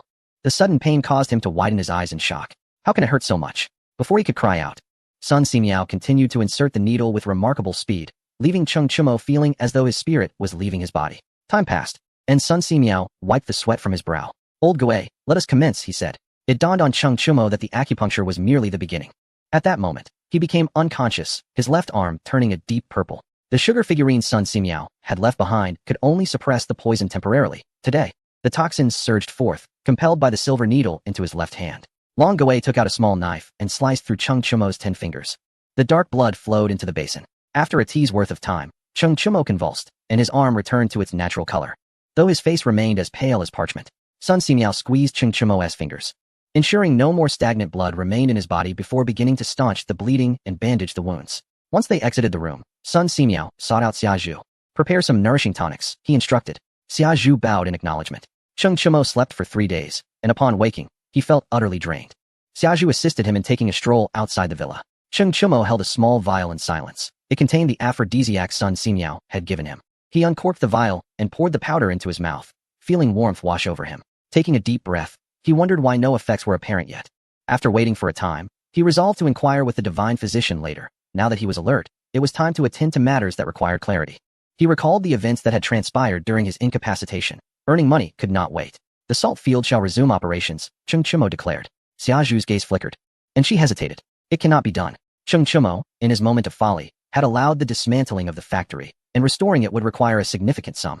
I regret my impulsiveness in destroying the salt factory, Xia Zhu admitted, bracing herself for punishment. Cheng Chumo had no intention of reprimanding her. Her actions had been justified. It was better to demolish it than let it fall into the hands of others. It is of no consequence. We shall rebuild, he replied. Xia Zhu's heart warmed. Her master was, as always, wise and formidable. However, her expression soon fell. But we have no funds. She fixed her gaze on Cheng Chumo. Cheng Chumo sighed, relieved that there were still the 50,000 guan from the Empress Yinhua. Feeling reassured, he recalled that there was also a sum in Chang'an, sufficient for their needs. Do not fret. We shall mobilize the workers to commence reconstruction, he encouraged, while he strolled alone. Passing by an auxiliary courtyard, he heard the sounds of women training. Cheng Chumo entered the courtyard to find a group of slender women practicing military boxing, with Li Xiaoning supervising. Upon seeing Cheng Chumo, Li Xiaoning dismissed the group and approached him, assisting him to sit down. You should not be running around so soon after your illness, she cautioned, her expression complex. Uncertain of how Cheng Chumo would fare now that he had recovered. The quality of soldiers lies in their skill, not their numbers. Women differ from men. Not every woman is suited for military service. Selecting 100 to train would be more effective, Cheng Chumo suggested. Li Xiaoning's eyes lit up with excitement. Indeed, allocating resources for 1,000 is problematic. It is far better to train 100 elites. Just imagine if we could train them into special forces. Loan me your special forces. I wish to train them using their methods, Li Xiaoning proposed. Cheng Chumo firmly declined. Only one master may command the special forces. And that is I. You should not entertain such thoughts. How could a heroine lack the confidence to train a female army? Cheng Chumo challenged. Employing words to spur her on, Li Xiaoning wore a defiant expression. I can do it. They must be more formidable than special forces, she asserted. Even she did not believe her own words. She could not allow Cheng Chumo to underestimate her. Cheng Chumo rose, stating, train as you wish. I have pressing matters to attend to. His priorities lay elsewhere, notably the procurement meeting in Fufeng County, an avenue for financial gain, leveraging his previous experience. Chapter 129. The treasure has already been seized by Li Shimin. Cheng Chumo arrived in Chang'an with a contingent of special forces, intent on unearthing the wealth bestowed upon him by the Empress Yin. He mentally compared the map with the layout of Chang'an, quickly pinpointing the location. Upon reaching the supposed treasure site, he was taken aback by the coincidence. How unexpected, he mused. The treasure was concealed in the Jingzhou prefecture, and the local officials perceived Cheng Chumo as a formidable adversary. Yu Shining, the prefect, trembled within his office, fearing retribution, and hastily dispatched a messenger to the palace. Cheng Chumo did not afford Li Shimin the luxury of time to come to Jingzhou's aid. Clean this place out and excavate the treasures, he commanded. The special forces charged into the Jingzhou prefecture, and the officials offered little resistance, willingly vacating the premises. Cheng Chumo was no longer merely a viscount. He was a duke of the realm, and no one would dare provoke him. Yu Shining was apprehended by the special forces. The sight of old foes ignited a fierce animosity within him. It was he who had initially incited Li Shimin to penalize Cheng Chumo. Cheng Chumo delivered a swift kick, instructing, beat him. The special forces obliged, delivering blows until Yu Shining was rendered unconscious. With grievances that had a rightful owner, Yu Shining was merely a pawn in this conflict. Cheng Chumo entered the Jingzhou prefecture, which had long instilled fear in the citizens of Chang'an, now suffering a humiliating defeat. The local officials were conscripted to dig, and as night fell, they finally uncovered the treasure site. However, upon entering, Cheng Chumo was met with profound disappointment. There was nothing there. With a wry smile, he lamented, that foolish girl, the Empress Yin, must have thought it a secret. It has undoubtedly been excavated by Li Shimin. In Ganlu Palace, Li Shimin laughed heartily, relishing Cheng Chumo's misfortune. Yu Shining is unworthy of his position. Who should replace him? He pondered, glancing at Wu Meinyang, who was amusing the child. Who do you think would be suitable? He inquired. This was a habitual tendency of his, seeking opinions, previously from Empress Changsun, now from Wu Meinyang. I dare not interfere in governance. Whomever your majesty appoints to the position of prefect is a grace, Wu Meinyang replied. Li Shimin chuckled, appreciating her words. Indeed, the lives of the people are all my favor, he remarked. Speak freely, as I command. Li Shimin's wisdom seemed to falter. He appeared to enjoy idle banter. Had it been Empress Changsun, she would have reminded him of the importance of winning hearts. Wu Meinyang, however, was not one to offer such counsel. The Qin Wangfu has 18 scholars. Any of them would suffice, she suggested after much deliberation. Li Shimin considered her input and had already settled on a candidate, Su Jingzong. One ruler, one minister, he mused. After 5 years, upon his demise, the treacherous Su Jingzong would lead to the downfall of Changsun Wujin and fervently support Wu Meinyang's rise to power. Ultimately, he would meet a grim fate, yet Wu Meinyang, who attended to Li Shimin daily, shared a similar ruthless disposition. Summon Cheng Chumo, Li Shimin commanded, eager to witness Cheng Chumo's reaction to his misfortune. Wu Meinyang, preparing to leave with the child, paused as Li Shimin insisted, it's fine, let him play here. With a stoic expression, Wu Meinyang masked her inner turmoil. Realizing that Li Shimin did not trust her, Cheng Chumo arrived at Ganlu Palace, feeling vexed. He understood Li Shimin's intentions. He could choose to ignore the summons, but the word summon compelled him. Upon seeing Li Shimin, his expression darkened, revealing no pretense. The two had already severed their cordiality when Li Shimin had presented him with the elixir. Sit, Li Shimin ordered, as if receiving a guest. He relished this dynamic, enjoying the rare opportunity to engage on equal footing. Cheng Chumo, not one to stand on ceremony, took a seat and sipped his tea, casting a glance at Wu Meinyang. Li Shimin noted Cheng Chumo's gaze. She is Wu Meinyang, residing in Ganlu Palace, caring for the child, he casually remarked. Wu Meinyang felt a surge of emotion, silently praying not to attract Cheng Chumo's attention. Ching Chumo's expression hardened as he scrutinized Wu Mingyang again, resolute not to be deceived by her delicate exterior. She possessed an inner strength, adept at patience, and was naturally intelligent, ruthless in her endeavors. A person like her, if not carefully managed, could rise to power and wield a bloody hand, silencing any dissent in the Tang dynasty. Li Shimin's strategy was clear. Everyone needed to be kept in check, including Wu Mingyang. He saw through her intentions, but was reluctant to eliminate her, instead seeking to use Ching Chumo to restrain her. Ching Chumo averted his gaze, glaring at Li Shimin. "Did you seize the wealth of the Empress?" he demanded. Li Shimin readily admitted it, prompting Ching Chumo's expression to darken further. Rising, he declared, "I, Ching Chumo, will not be a victim. This matter is far from over." Li Shimin was momentarily taken aback. This familiar tone from Ching Chumo was startling. "Have you regained your memory?" he exclaimed in delight. Ching Chumo nodded. Li Shimin was elated, believing that if Ching Chumo could be restored, so too could he.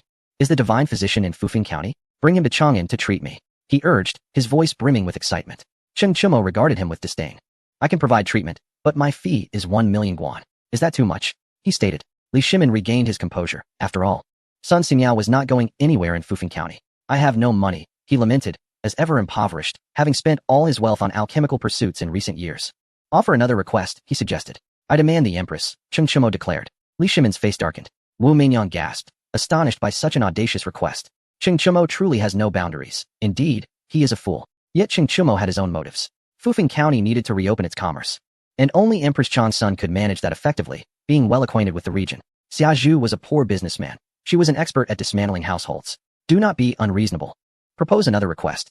How could my Empress possibly be yours?" Li Shimin retorted angrily. Ching Chumo remained undeterred, recognizing that Fufeng County could not thrive without Empress Changsun. In due time, he would journey to Yuzhou to deal with Li Yu. In the Fufeng County, a realm in dire need of revitalization, the presence of a formidable leader is imperative. This matter, if left unspoken, shall remain shrouded in secrecy.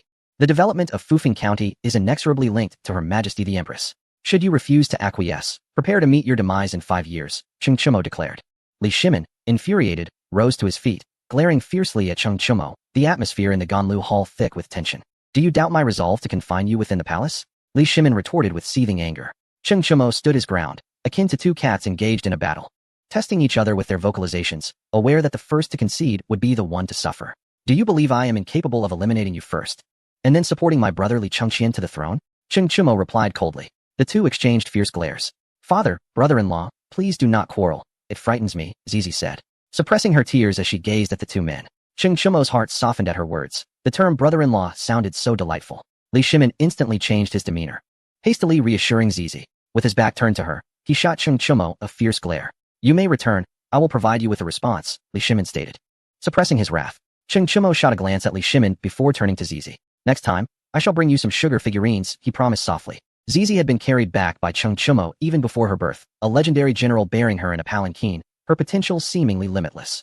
With Wu Mingyang guiding her and Li Shimin's teachings, what greatness might she not achieve if fate allows her to live long? Once she comes of age, her mere presence will command respect, and at present, she serves as a bridge between Li Shimin and Ching Chumo. Had she not spoken just now, it was uncertain how the confrontation would have unfolded. Zizi nodded obediently, continuing to write with her small brush. Ching Chumo, unfamiliar with the intricacies of cursive script, noted how Zizi's handwriting bore a striking resemblance to Li Shimin's, capable of deceiving even the keenest of eyes. No wonder Li Shimin cherished her presence in the Ganlu Hall. Among all the princes and princesses, only Zizi enjoyed such privileges. As Ching Chumo took his leave, Li Shimin instructed, "Ensure Zizi rests early." Afterward, he departed the Ganlu Hall and entered the Lijing Hall, where Empress Zhangsun was engaged in embroidery. Upon seeing him, she rose and greeted. "I pay my respects to your majesty." Her tone was distant. Li Shimin nodded curtly. The state of their relationship bore resemblance to a modern marriage, fraught with mutual disdain. They longed for separation, yet hesitated, burdened by the weight of their shared past. "Fufeng County has a remedy for its plight, and Ching Chumo requires you to exchange your presence there," Li Shimin stated bluntly, devoid of any pretense. Empress Zhangsun scoffed, her expression icy. Though a flicker of delight ignited within her, she was weary of this gilded cage of a palace. "Are you truly this heartless?" she queried. Had Li Shimin uttered a single comforting word, she might have reconsidered her departure, willing to assist him in seeking a divine healer. "Fufeng County is also a territory of the Tang dynasty, and I am aware of your role as its executive chairman. It is currently in dire need of capable individuals, which is precisely why Ching Chumo seeks this exchange," Li Shimin explained. "I am aware of the healer's back-to-back treatments you received," he added, leaving no room for Empress Zhangsun's dignity. Lowering her gaze, tears welled in her eyes. It dawned on her that Li Shimin had known all along, and the reason for his distance became clear. We are merely treating ailments, she stammered, feeling as though she had been caught in a scandalous affair. Li Shimin, aware of the sincere intentions of Cheng Chumo during that time, felt his irritation grow. Empress Zhongsun seemed to miss the crux of the matter. Treating ailments and serving as an executive chairman were trivial concerns compared to the paramount issue of extending life itself. You are aware of the slanderous accusations made against Cheng Chumo by Zhongsun Wujia, are you not? Li Shimin continued, wielding the threat of the Zhongsun family against her. Empress Zhongsun lifted her tear-streaked face to meet his gaze. Erlang, you are truly ruthless, she exclaimed, her voice louder than ever before. Li Shimin remained unyielding. I shall accede to your wishes. I will depart, she lamented. The following day, Li Shimin proclaimed to the world that Empress Zhongsun was gravely ill, her condition deteriorating to the point of necessitating her treatment in Fufeng County. The populace murmured in sorrow, lamenting the apparent fate of the empress, whose health had been fragile for years, making it unlikely she would survive the year. In Fufeng County, the carriage of Empress Zhongsun rolled directly into a secluded villa, devoid of palace maids, for she had lost trust in them. Come down, my dear, Cheng Chumo said as he stood by the carriage. The curtain was drawn, and Empress Zhongsun steadied herself as she alighted from the carriage. Cheng Chumo quickly offered his assistance. Take your time. With a stoic expression, Empress Zhongsun entered the villa, and Cheng Chumo followed closely behind, his demeanor submissive. Humph, you've grown wings. You think you can exchange me back? Cheng Chumo, you possess remarkable abilities, she remarked, her voice betraying no emotion. Cheng Chumo felt a bead of sweat on his brow, realizing the weight of the situation. This year, you cannot remain in the palace. I fear for your life, he confessed, revealing the truth that Empress Zhongsun's absence from Fufeng County would leave him uneasy. Fufeng County was home to a divine healer and abundant medicinal resources. Should anything happen to Empress Zhongsun, she could be saved. Her eyes reflected a complex array of emotions, as she had long suspected that Cheng Chumo's motives for bringing her to Fufeng County were far from innocent. What else do you know? She pressed. Wu Mingyang is a grave threat, Cheng Chumo warned. Empress Zhongsun gasped, rising abruptly. I must return. I cannot allow Zizi to remain in danger, she exclaimed anxiously. Cheng Chumo interjected. Calm yourself. She shall be safe. No matter her prowess, if a single hair on Zizi's head is harmed, I will storm the palace and eliminate her. Empress Zhongsun gradually regained her composure. Li Shimin will not permit anyone to harm Zizi. This much I trust, she said, reassured by the emperor's protective instincts. However, the thought of a day when Li Shimin could no longer safeguard Zizi filled her with dread. Grasping Cheng Chumo's sleeve, she implored, Chumo, you must protect Zizi in secret. Cheng Chumo nodded gravely, suspecting that Zizi's demise in history was not due to illness but rather foul play, though the identity of the perpetrator remained unknown. The reason for the harm towards Zizi was simple. Her handwriting, identical to Li Shimin's, could easily deceive anyone, making her words resemble imperial decrees. Rest assured, should anything happen to Zizi, I will present her head to you, Cheng Chumo vowed. This promise brought Empress Zhongsun a sense of security, for it was a matter of trust in Cheng Chumo's capabilities. What would you like to eat? He asked. Knowing that Empress Zhongsun must have had a long and tiring journey, wishing to prepare something delectable for her, braised wild chicken with mushrooms, she replied, though it was less about the food and more about the desire to take a stroll. Cheng Chumo led her into the mountains, burdened with a heavy load of pots, rice, and a tent, resembling a turtle bearing a stone tablet on its back, while Empress Zhongsun carried seasonings and chopsticks in hand. On the mountains, they sought a clearing. After Cheng Chumo pitched the tent, the two began their hunt. Before long, they caught a wild chicken. In this era, wildlife was abundant. They returned to prepare a meal, and soon, a delightful aroma wafted through the air. Before the dish was ready, dark clouds gathered overhead. Empress Zhongsun gazed at the sky, her face clouded with discontent. It was unfortunate. She had hoped for a moment of respite, yet rain was imminent. Cheng Chumo carried the pot into the tent, relieved that it was spacious enough. Empress Zhongsun rushed inside just as the rain began to patter down. Cheng Chumo uncovered the pot, and they began to eat heartily. After satisfying their hunger, he tossed the pot outside, a natural dishwashing solution. Empress Zhongsun glanced at Cheng Chumo. It was clear they would not return today. They would have to stay here. If Cheng Chumo were merely foolish, Empress Zhongsun could accept it, but for some reason, she felt a psychological burden at this moment. It felt strange. Achoo! Empress Zhongsun sneezed. Cheng Chumo retrieved a wool blanket from his pack. Here, cover yourself, he suggested.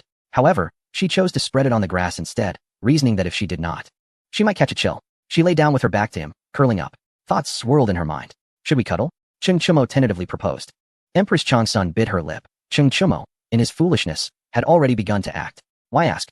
It was unnecessary. Empress Zhongsun was of an age where such matters could not be ignored, especially as Li Shimin had not been intimate with her for over 2 years. In Chapter 131, the 7 clan leaders were bullied by Empress Zhongsun. Cheng Chumo inched closer to her. Empress Zhongsun was at a loss for words. Aren't you feeling better now? She asked. A lone man and a woman must exercise restraint at such times. If something were to happen between them, how would it differ from Li Shimin's actions? Cheng Chumo scratched his head, rendered speechless. It was awkward. He wondered why he felt this way. He had acted so recklessly before, yet now he was cautious. Empress Changsun saw through his hesitance. What do you plan to do about the beauty? She inquired, revealing her greatest concern. She knew Qing Shimo would take action. What would become of the Changsun family then? No matter what, Changsun Wuji was her brother, with whom she had shared a lifetime. When they approached Fufeng County, Li Shimin had pressured Empress Changsun to yield. It was evident that he would eventually take action against the Changsun family. You can deceive Li Shimin, but do not let him discover your intentions. The consequences would be dire. He may not retaliate immediately, but if he seizes the opportunity, it could lead to your ruin. I will retrieve it, Cheng Chimo declared. Empress Changsun chose not to press further. Cheng Chimo had not mentioned annihilating the Changsun family. Changsun Chong was currently unworthy of the beauty, and this marriage was a mistake on Li Shimin's part, a political farce. Empress Changsun did not wish to condemn her daughter to a lifetime of misery. Then why not call me mother? She said with a smile. Cheng Chimo grimaced. It seemed Empress Changsun had been waiting for him to say that. Mother, he reluctantly uttered. Empress Changsun lay back, satisfied. Cheng Chimo dared not dwell on the implications and carefully retrieved another blanket from his pack, gently covering her. Empress Changsun shot him a glare. Men are all the same. They only bring out the blanket when they know there's no chance. The blanket provided warmth. Thunder rumbled outside as they exchanged idle chatter. Cheng Chimo, without a blanket, was freezing, his face turning pale and devoid of warmth. Empress Changsun lifted a corner of the blanket. Come on, get in here, she urged. Cheng Chimo promptly crawled in beside her. They nestled close together. Empress Changsun closed her eyes. What are your plans for the reopening of Fufeng County's commerce? She asked softly. We'll persuade the aristocracy to invest, Cheng Chimo replied. Empress Changsun was aware of the situation. The rest was unnecessary to discuss, as she could manage it exceptionally well. Being alone with Empress Changsun was a torturous endeavor. She exuded a subtle fragrance, and her stillness was uniquely enchanting. Cheng Chimo felt parched. He rolled out from under the blanket. Mother, I think I'll just freeze out here, he complained. Empress Changsun laughed heartily, regaining her confidence. Come in.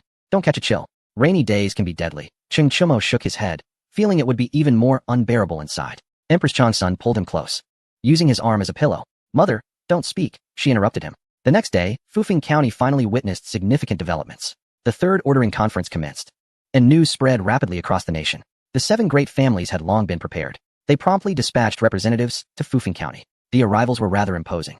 The heads of the 7 prominent families personally came to Fufeng County, each accompanied by a retinue of over 1,000. Cheng Chimo had transformed. He was now a duke. And Fufeng County was flourishing. In the government office, Empress Changsun donned a red hanfu and a white jade mask, an ensemble Cheng Chimo had prepared for her. To attract investment, it was imperative to showcase strength. They could not let others perceive that Fufeng County lacked even the funds to rebuild the salt fields. The heads of the 7 families slightly bowed. Empress Changsun returned the gesture. The 7 shared a tacit understanding. They recognized that the executive chairperson was Empress Changsun. Anyone who dared speak otherwise would not only offend Li Shimin, but also Cheng Chimo. Please, take a seat. Guests are welcome, Empress Changsun said gently. The 7 dared not be negligent and took their seats with forced smiles. The head of the Li family spoke first. We hope to invest in Fufeng County. This is no longer a mere commercial transaction. What does the chairperson think? The 7 looked towards Empress Changsun, aware that she could make decisions on Cheng Chimo's behalf. Cheng Chimo owed his current status to Empress Changsun's support. Very well, but what will you offer in return? Don't mention money. You cannot afford it, Empress Changsun replied. The 7 knew all too well. The crux lay in resource distribution, and given Cheng Chimo's current standing, acquiring funds would be effortless. Please, chairperson, clarify. The head of the Wang family said respectfully. Such was Empress Changsun's authority. Had it been anyone else, the 7 would have shown no courtesy, easily overpowering the so-called chairperson. This was precisely why Cheng Chimo had sought Empress Changsun's support. Empress Changsun smiled. The cost of minting copper coins is quite high, is it not? You are all sensible individuals. If you supply 100,000 stones of copper or each month, Fufeng County will grant you 49% of the shares. How you choose to divide those shares is entirely up to you. The 7 exchanged glances, their expressions twitching. The delivery of copper ore was inconsequential, but the distribution of shares was intriguing. With only 49%, their combined influence would not surpass that of Fufeng County, meaning they would lose any power to challenge decisions made there. The 7 individuals turned their gaze towards Empress Changsun, simultaneously revealing wry smiles. We concur, declared the head of the Li family. A wave of delight surged within Empress Changsun. She could now demand exorbitant prices. Very well. The initial construction of the factory requires funding. We shall provide the technology, but you must supply the capital. Is that agreeable? She continued. The 7 were rendered speechless, merely nodding in assent. The iron supply from Fufeng County is insufficient. You will need to address that as well, Empress Changsun added. The 7 nodded once more. Transportation in Fufeng County poses a significant issue. The roads require extensive repairs, and you will also need to fund this, she stated, growing increasingly animated. Clenching her small fists tightly, she reveled in the authority she wielded over the heads of the 7 major families. Fufeng County lacks sheepskins, and you must procure those too, she insisted. The 7, their expressions darkening, nodded in resignation. Additionally, we are short on timber. The trees in Fufeng County cannot be felled. So this expense falls upon you as well, she continued. The 7 could no longer endure the burden, calculating the total cost in their minds. They had not anticipated such a steep demand from Changsun Wugo. We are all reasonable individuals. What benefit do you derive from your exorbitant demands? The profits belong to Qing Chimo. What will you gain from this? Remarked the head of the Zheng family, hoping to gently remind Empress Changsun of her position, suggesting she temper her expectations. And Fufeng County still requires a pair of jade auspicious objects and silk. I adore wearing silk that I have woven myself. Empress Changsun added, her excitement palpable. The 7, flushed with indignation, could hardly contain their frustration. Behind her mask, Empress Changsun wore a smug expression, her eyes sparkling mischievously. The head of the Zheng family attempted to interject, but was pulled back by the Wang family patriarch, who silently chastised him to refrain from further provoking Changsun Wugo. They were acutely aware of her dissatisfaction due to their lack of support for Li Chengqian, and only they understood whom they truly favored. In ancient times, it was said, those not of my kin are bound to have different intentions, and there were controversies surrounding the lineage of Li Shimin.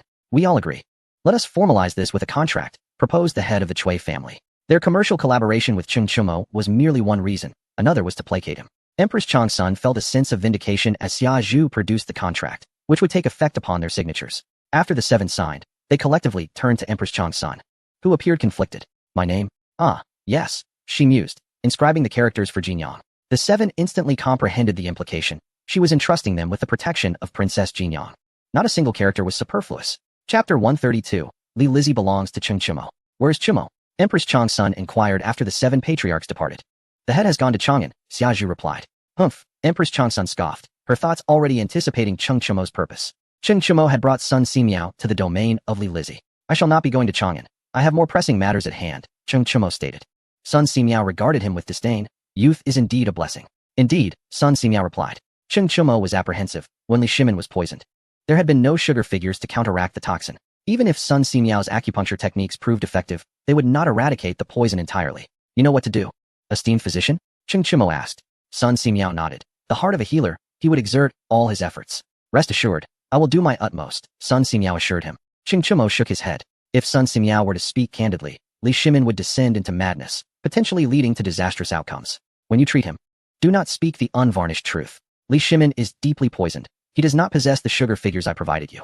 This time, when you treat him, you must assure him of a cure, advising him to recuperate slowly with detoxification every 6 months, Qing Chimo instructed, aiming to prevent Li Shimin from harming Sun Simiao. Sun Simiao's expression grew serious. He understood the gravity of the situation, which was why he had chosen to wander with Long Guyun for safety. Do not worry.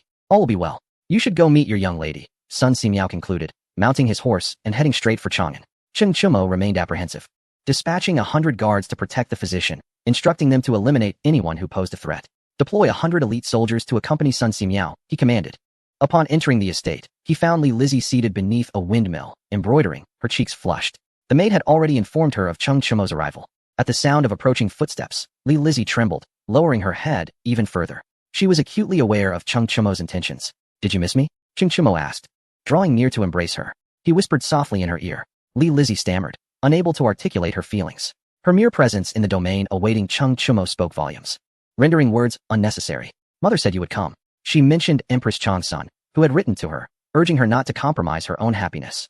She was meant to be with Qing Chimo, and all the blame lay with her uncle, Changsun Wuji. Empress Changsun reassured her not to bear a psychological burden, for she would eventually stand by Qing Chimo's side. Encouraged by her mother's words, Li Lizzie had mustered the courage to wait for Qing Chimo in the domain. Qing Chimo carried her towards the house. No, someone might see us, Li Lizzie murmured, her voice trembling. Qing Chimo glanced around, noticing someone in the distance, Wu Shun. Upon catching Qing Chimo's gaze, Wu Shun hastily turned to depart. Qing Chimo frowned. Wu Shun had previously posed no threat, but circumstances had changed. Do not worry. I will handle it, Qing Chimo reassured her, aware that some individuals needed to be controlled. He entered the room with Li Lizzie, gently placing her on the bed. He cradled her face in his hands. You have suffered. I will not allow those who have wronged you to go unpunished. They shall pay dearly for their actions. He promised. These words broke down Li Lizzie's defenses, tears streaming down her face as she collapsed into Qing Chimo's embrace, sobbing uncontrollably. Wu, the prince, they have bullied me. They will not allow us to be together. A year's worth of suppressed emotions erupted. She had been betrothed to Qing Chimo at the tender age of 12. Now, 6 years later, she had blossomed into a tall and graceful beauty, eagerly awaiting a life of happiness with him. Fate, however, had dealt her a cruel hand. The engagement was annulled, and she was to be wed to Changsun Chong. Who could truly comprehend the depth of Li Lizzie's anguish? Her cries echoed through the air. Cheng Chumo gently patted her back, his resolve solidifying. She could not remain here. He had to take her back to Fufeng County, where she would be safe from Li Shimin's machinations. Lizzie, I will always be your prince. Come home with me, he implored. Li Lizzie lifted her tear-streaked face. Shaking her head, she protested. She could not leave. If she did, her uncle's family would be in peril. Though her mother feigned indifference, Li Lizzie understood her true desires. Empress Changsun wished for the Changsun family to remain safe and free from excessive wealth, aware of the perilous nature of power. Without me, my uncle's family will be at great risk. Prince, will you wait for me? Li Lizzie bit her lip, her voice dwindling as she recognized the unfairness of her predicament towards Cheng Chumo. The conversation was dismissed. I certainly do not wish for you to feel remorse towards me. I am your prince consort, and thus, you must heed my commands. Should you refuse, I shall spank you. With a swift motion, Cheng Chumo playfully smacked Li Lizzie. She melted into his embrace, her cheeks tinted a delicate pink, her lips slightly parted. A soft sound escaped her, leaving her feeling nearly mortified. As night descended, Cheng Chumo rose, while Li Lizzie attempted several times to sit up, only to fail, gazing at him with a hint of grievance. Cheng Chumo assisted her in sitting up, instructing her not to move, for he intended to carry her back to the carriage. He had made up his mind to return Li Lizzie to Fufeng County. Regardless of her protests, resting her small head upon his shoulder, Li Lizzie felt a sweetness in her heart, thinking to herself, Mother cannot blame me for this. It was the prince consort who brought me back. I shall listen to him. She succeeded in persuading herself, vowing not to trust a woman's words, as they tend to speak the truth only in moments of quarrel. Where is the divine physician? Cheng Chumo inquired, gently laying Li Lizzie back down. You wait here obediently. I will step outside to check. With that, he exited. Li Lizzie shifted her position, noticing a blood-stained white cloth on the bed. Her face flushed, and she hurriedly folded it away. Outside, Cheng Chumo encountered a darkened face. Li Shimin was unexpectedly present, accompanied by the divine physician Sun Simiao. You have some nerve. Li Shimin exclaimed angrily. Caught in an awkward situation, Cheng Chumo felt a hint of embarrassment, yet he stood firm. Li Lizzie was indeed his. Do you dare to challenge me? If you're unsatisfied, let us settle it. Cheng Chumo replied defiantly. Li Shimin attempted to peer into the room, but Cheng Chumo blocked his way. This is my wife, you cannot enter. Li Shimin cursed him silently, flicking his sleeves in annoyance. I shall leave her in your care. Do visit Chang'an when you have the chance, he said respectfully to Sun Simiao. Sun Simiao smiled in agreement. Imitating Li Shimin, Cheng Chumo flicked his sleeves as well. Father, take care, he remarked. Li Shimin paused, feeling disgusted, but choosing silence as he departed hastily. Cheng Chumo wore a smug expression, having intentionally provoked Li Shimin.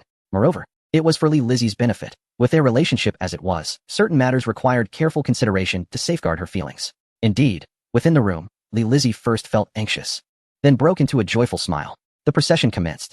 Before departing, Cheng Chumo took all the possessions from the fief. Upon returning to Fufeng County, he carried Li Lizzie back to the villa. Empress Changsun shot him a fierce glare. Take Lizzie to my chamber, she commanded. Cheng Chumo complied. Mother, Li Lizzie whined affectionately. Empress Changsun tenderly stroked Li Lizzie's head.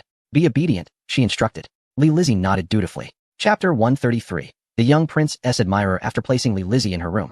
Cheng Chumo stepped out and made his way to Sun Simiao's residence. He was curious about how Sun Simiao had managed to receive a 30-li escort from Li Shimin. What did the divine physician say? Cheng Chumo asked. Sun Simiao, feigning profundity, offered no answer. Cheng Chumo circled around him, eager to serve, yet Sun Simiao remained silent. Long Guei, witnessing Sun Simiao's arrogance, remarked, do not ask him. He behaves this way after lying. He will never disclose anything shameful. Sun Simiao, exposed, became furious, pointing at Long Guei and cursing him. Long Guei reveled in his triumph, knowing no one understood Sun Simiao better than he did. After a brief squabble, Sun Simiao recounted the events to Cheng Chumo. He had informed Li Shimin that with the right medicinal herbs, any ailment could be cured, as his medical skills had recently transcended their previous limitations. The uninformed would readily believe him, given his esteemed reputation as a divine physician. Those aware of the truth would merely smile knowingly. He was a doctor, not a deity. Sun Simiao was Li Shimin's lifeline, which justified the 30-li escort. Cheng Chumo, rendered speechless, realized that physicians often resorted to exaggeration. How long can Li Shimin possibly live? He inquired. Sun Simiao contemplated this. Perhaps 2 more years. The final years will be spent in bed, so it may be better to perish sooner, he replied, his expression complex. Treating Li Shimin was a significant blunder in his career, a violation of medical ethics. Yet, it was unavoidable. Had he not spoken this way, Sun Simiao would have found it challenging to leave Chang'an alive. Even if Li Shimin did not execute him, he would surely confine him within the palace. One must not underestimate the lengths to which a person will go to survive. Cheng Chumo ceased his inquiries. He was indifferent to when Li Shimin might die. His concern lay solely with who would ascend the throne. Do you possess any means to counter artillery? Long Guei asked. Lacking such means would place Cheng Chumo in danger, and he felt compelled to remind him. Cheng Chumo offered no explanation, leading Long Gui and Sun Ximiao to a secret cave. Inside, Sun He, disheveled, stared blankly at a steel pipe. Though easy to create, the rifling Cheng Chumo requested was exceedingly difficult. The steel was too resilient. Grasping his hair in frustration, he found himself at a loss. Upon seeing Cheng Chumo, Sun He stood and relayed the situation. Cheng Chumo, equally perplexed, acknowledged his ignorance. Had he understood, he would not have assigned the task to Sun He. Long Gui examined the steel pipe closely. Is there not a meteorite in the warehouse? I believe if we fashion it into a cutting tool, we can achieve the rifling, he proposed. They all journeyed to the warehouse, where a solitary meteorite lay undisturbed. The once coveted treasures had vanished, leaving the space starkly empty. Long Gui grimaced at the sight. Approaching the meteorite, they faced a daunting challenge in crafting a cutting tool. Long Gui looked to Sun Ximiao, who wore an air of confidence. While others may falter, I possess the knowledge to transform the meteorite into a cutting tool, he asserted, though he did not disclose how. After departing the warehouse, Cheng Chumo had other matters to attend to, leaving the weaponry in their capable hands. He planned to visit Yuzhou. Although he had not secured any funds, that was a personal concern. The location the Empress Dowager mentioned was indeed accurate. After a brief preparation, Cheng Chumo departed with his special forces. With Empress Changsun overseeing commerce and Sun Ximiao, alongside Long Gui, supporting military endeavors, he felt entirely at ease. Preparations were complete, and Cheng Chumo departed Fufeng County. 2 months later, in Yuzhou. At the Yuzhou prefecture, Li Yu donned a yellow dragon robe, his face set with determination. Today, he intended to rebel against Li Shimin. He understood the improbability of success, knowing it was a one-way journey. Yet, he felt compelled to act, for his mother. Many would wonder why the prince's children placed such emphasis on familial loyalty, contrary to the expectations of others. In their eyes, siblings are adversaries, including those born of the same mother. The position they occupy wields the power of life and death, where a single word can dictate fate. Ascending to that position makes one the most powerful, and while you may guard against others, they will likewise guard against you, potentially leading to your downfall. It is a universal truth that one can achieve great gains from small investments. Victory marks the pinnacle of success, while defeat merely leads to another chance after 18 years. Those who betray their sovereign are forgiven, often rewarded with substantial gifts to live out their days in peace. Conversely, those who remain loyal to the sovereign may find their families enduring generations of unending wealth and honor, as long as the sovereign achieves greatness. Li Yu's uncle, Yinji Dao, observed the fervor of the officials below, each face alight with excitement. Applause erupted, with many expressing their desire to ally with Li Yu. Cheng Chumo entered the grand hall. Bemused, he had expected to face resistance in the Yuzhou government, yet found none. Was this feeble attempt at rebellion a jest? The military discipline had eroded, rendering the soldiers disorganized. All eyes turned to Cheng Chumo, who had audaciously interrupted the speech of the royal uncle. Surveying the room filled with prominent figures of Yuzhou, Cheng Chumo noted the notorious reputation of the region as a haven for rebels. It was common for families to maintain private armies, some numbering in the thousands, capable of seizing control of the land. During the last campaign against Goguryeo, it was these very families who supplied provisions to Li Shimin, only to see their support squandered upon his retreat, hence their willingness to follow Li Yu in rebellion. They perceived Li Shimin as unjust, his actions undeniably unscrupulous. With a wave of his hand, Cheng Chumo signaled for special forces to seize control of the room. Those who resisted were swiftly eliminated. Li Yu glared at Cheng Chumo, demanding to know his identity and whether he wished to join him in pursuit of a future, promising a royal title upon success. Deep down, Li Yu felt an unsettling familiarity with Cheng Chumo. Cheng Chumo, his expression complex, recalled meeting Li Yu in his youth when the princes and princesses often played in the palace of Empress Changsun. Back then, Li Yu was merely a child. Yet even then, he possessed a remarkable ability to rally support for his cause, claiming an army of 100,000. Cheng Chumo dismissed the remaining officials, leaving only himself and Li Yu in the grand hall. Sit, Cheng Chumo commanded. Li Yu hesitated, bewildered. Sit, I am your brother-in-law, Cheng Chumo, he added, struck speechless. Li Yu's eyes welled with tears as he threw himself into Cheng Chumo's embrace. Brother-in-law, I heard you broke into Chang'an? This unexpected display left Cheng Chumo utterly perplexed. What was this situation? Was it truly necessary? For Li Yu, only a mere child of 10, it was profoundly significant. In his eyes, Cheng Chumo represented kinship, having forced Li Shimin to bestow upon him the title of duke. Each recollection of Cheng Chumo filled Li Yu with admiration and a sense of vindication against those who had wronged him. You bullied my mother. The wicked shall meet their match, he thought. But a man should not weep. Cheng Chumo pushed Li Yu away, feeling it inappropriate for a young man to cling like that. Li Yu straightened, gazing at Cheng Chumo with genuine admiration. Cheng Chumo felt a swell of pride as he patted Li Yu's shoulder. Do not cry, your brother-in-law is here. Share your troubles with me, and I shall lend my support. He mused that this visit had proven fortuitous, discovering he had a young prince as an ardent admirer.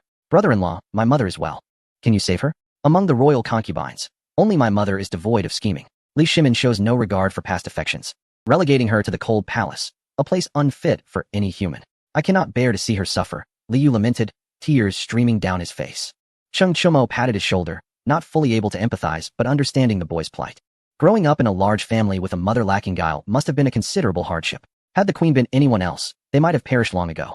This was precisely why the other concubines revered Empress Changsun. Her presence ensured stability in the harem. Rest assured, I have seen your mother. She is faring well. Cheng Chumo reassured him. Li Yu's expression brightened, his worries somewhat alleviated.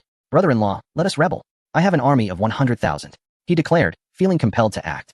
Cheng Chumo, however, could not allow such a rebellion. It was imperative to prevent the Yuzhou soldiers from crossing the borders. That would be akin to crippling oneself. With such a force, the Tang could conquer a nation, yet turning against one's own was folly. Cheng Chumo struck Li Yu on the back of the head. Having once endured a similar blow from Cheng Yaojin, he found a certain satisfaction in delivering it himself. Li Yu, dazed, asked, "Why did you hit me? Are you unaware of the nature of your forces? Rebellion is out of the question." Cheng Chumo admonished, exasperated. The term rebel stronghold applied not only to those opposing the throne but to all, as the inhabitants harbored little sense of belonging.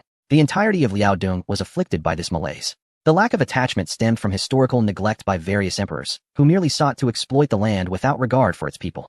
The infamous exile to Ningguda was notorious in these parts. Cheng Chumo struck Li Yu again, who stared blankly at him, contemplating retaliation if he weren't so outmatched. "Please stop hitting me," Li Yu implored, on the verge of tears from the pain. "Your master is besieged in Yuzhou," a member of the special forces announced.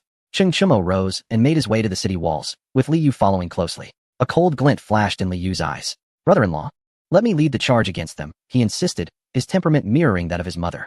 Cheng Chumo sighed inwardly. Historically, why had Li Shimin sought Li Yu's demise? The boy was far from malevolent, and his mother was merely an ordinary woman with no malice in her heart. It seemed fate conspired to target the innocent. Cheng Chumo ruffled Li Yu's hair, unwilling to strike him further, fearing that he might make him even less clever. "Do not worry, stay close to your brother-in-law," he encouraged, determined to mentor Li Yu. Despite his single-mindedness, the boy had the courage to act, a trait that could shape him into a formidable general. A mounted warrior approached the city gates, recognized by Cheng Chumo as Chibi Helu, the grand commander of the Liaodong military. "You must surrender immediately," Chibi Helu commanded. He noticed Cheng Chumo but feigned ignorance. His orders were clear. Only Li Yu was to be brought back to Chang'an, while the rest were to be executed on the spot, including Cheng Chumo. Cheng Chumo wore an expression of disdain. At the tender age of 15, he had already vanquished Chibi Helu, and now his prowess had ascended to even greater heights. Engaging him in battle was mere sport. The only formidable adversaries lay in the Liaodong cavalry. "Soldiers, I am Cheng Chumo. Do you recognize me?" he proclaimed loudly. Chibi Helu's countenance darkened. Cheng Chumo's words instilled a sense of trepidation among the soldiers. Some began to tremble, while others instinctively took a step back, their faces betraying fear. They were unaware of their mission, only knowing they were to besiege Yuzhou City. None had anticipated they would confront Cheng Chumo. A divine general was not merely a title. They had only heard tales of the Western Turkic incidents, yet had witnessed the battle at the border town of Changbai Mountain with their own eyes. Thousands had withstood 10 times their number in relentless assaults for 7 days and nights. No one within the city surrendered, resulting in the deaths of over 100,000 enemy troops, with only 3 survivors. Today, they were to defend Yuzhou, a city far more impregnable than the border town. Did they truly believe they could conquer it? The soldiers held little faith in their chances of victory. Even if they perished, Yuzhou would remain unconquered. With an army of 100,000 inside, what might Cheng Chumo unleash upon them? It could very well lead to their annihilation. A young officer shouted, "Chief Commander, let us retreat. We cannot win this battle." His words echoed the sentiments of all the soldiers. Chibi Helu, furious, contemplated silencing the young officer to stabilize morale. It was evident the young officer was on guard, hand resting on the hilt of his sword. Should Chibi Helu attempt to kill him to bolster spirits, he would strike down Chibi Helu and surrender to Cheng Chumo. Faced with hope for survival from Chibi Helu, none could see a future with Cheng Chumo. The young officer was not alone in his thoughts. Other commanders shared similar sentiments. As long as Chibi Helu dared to kill, they would turn against him. Such was the nature of the Liaodong army. Chibi Helu's lips twitched, his heart heavy. Was it truly so difficult to confront Cheng Chumo? Truth be told, if he were not the chief commander, he too would wish to flee. Li Yu gazed at Cheng Chumo with a sense of admiration, wishing to pledge himself in servitude. Cheng Chumo playfully kicked him. "Come with me, let us have some fun," he said. Cheng Chumo descended from the city tower, and Chibi Helu secretly breathed a sigh of relief. Without Cheng Chumo in sight, the pressure dissipated. The gates of Yuzhou opened. Cheng Chumo rode forth to the front lines. 100 meters separating him from Chibi Helu. Chibi Helu felt an overwhelming aura of carnage, as if confronting a mountain of corpses and a sea of blood. Cheng Chumo unsheathed his Tang saber, having left his copper sword in Fufeng County. If Fufeng County encountered trouble, the copper sword could rally the Fufeng Jinbei army. "Do you dare to fight?" Cheng Chumo roared. Chibi Helu, seated upon his steed, instinctively recoiled, struggling to rein in his horse. His complexion was grave. After years, The pressure of facing Cheng Chumo was immense once more. He hesitated, contemplating whether to engage Cheng Chumo in battle. Turning to his martial generals, he asked, "Who will fight Cheng Chumo?" All the generals lowered their heads. In a fit of rage, Chibi Helu pointed his spear at one martial general. "You go." The general, resolute, raised his spear and charged at Cheng Chumo. Approaching within close range, he discarded his long spear, dismounted, and knelt on one knee. "I pay my respects to the divine general. I come to pledge my allegiance." Not only was Cheng Chumo taken aback, but all present were stunned as well. It could happen this way. The other martial generals of the Liao Dong army lamented silently, regretting that the young officer had beaten them to it. "Chief Commander, I shall fight him," one martial general declared. Before Chief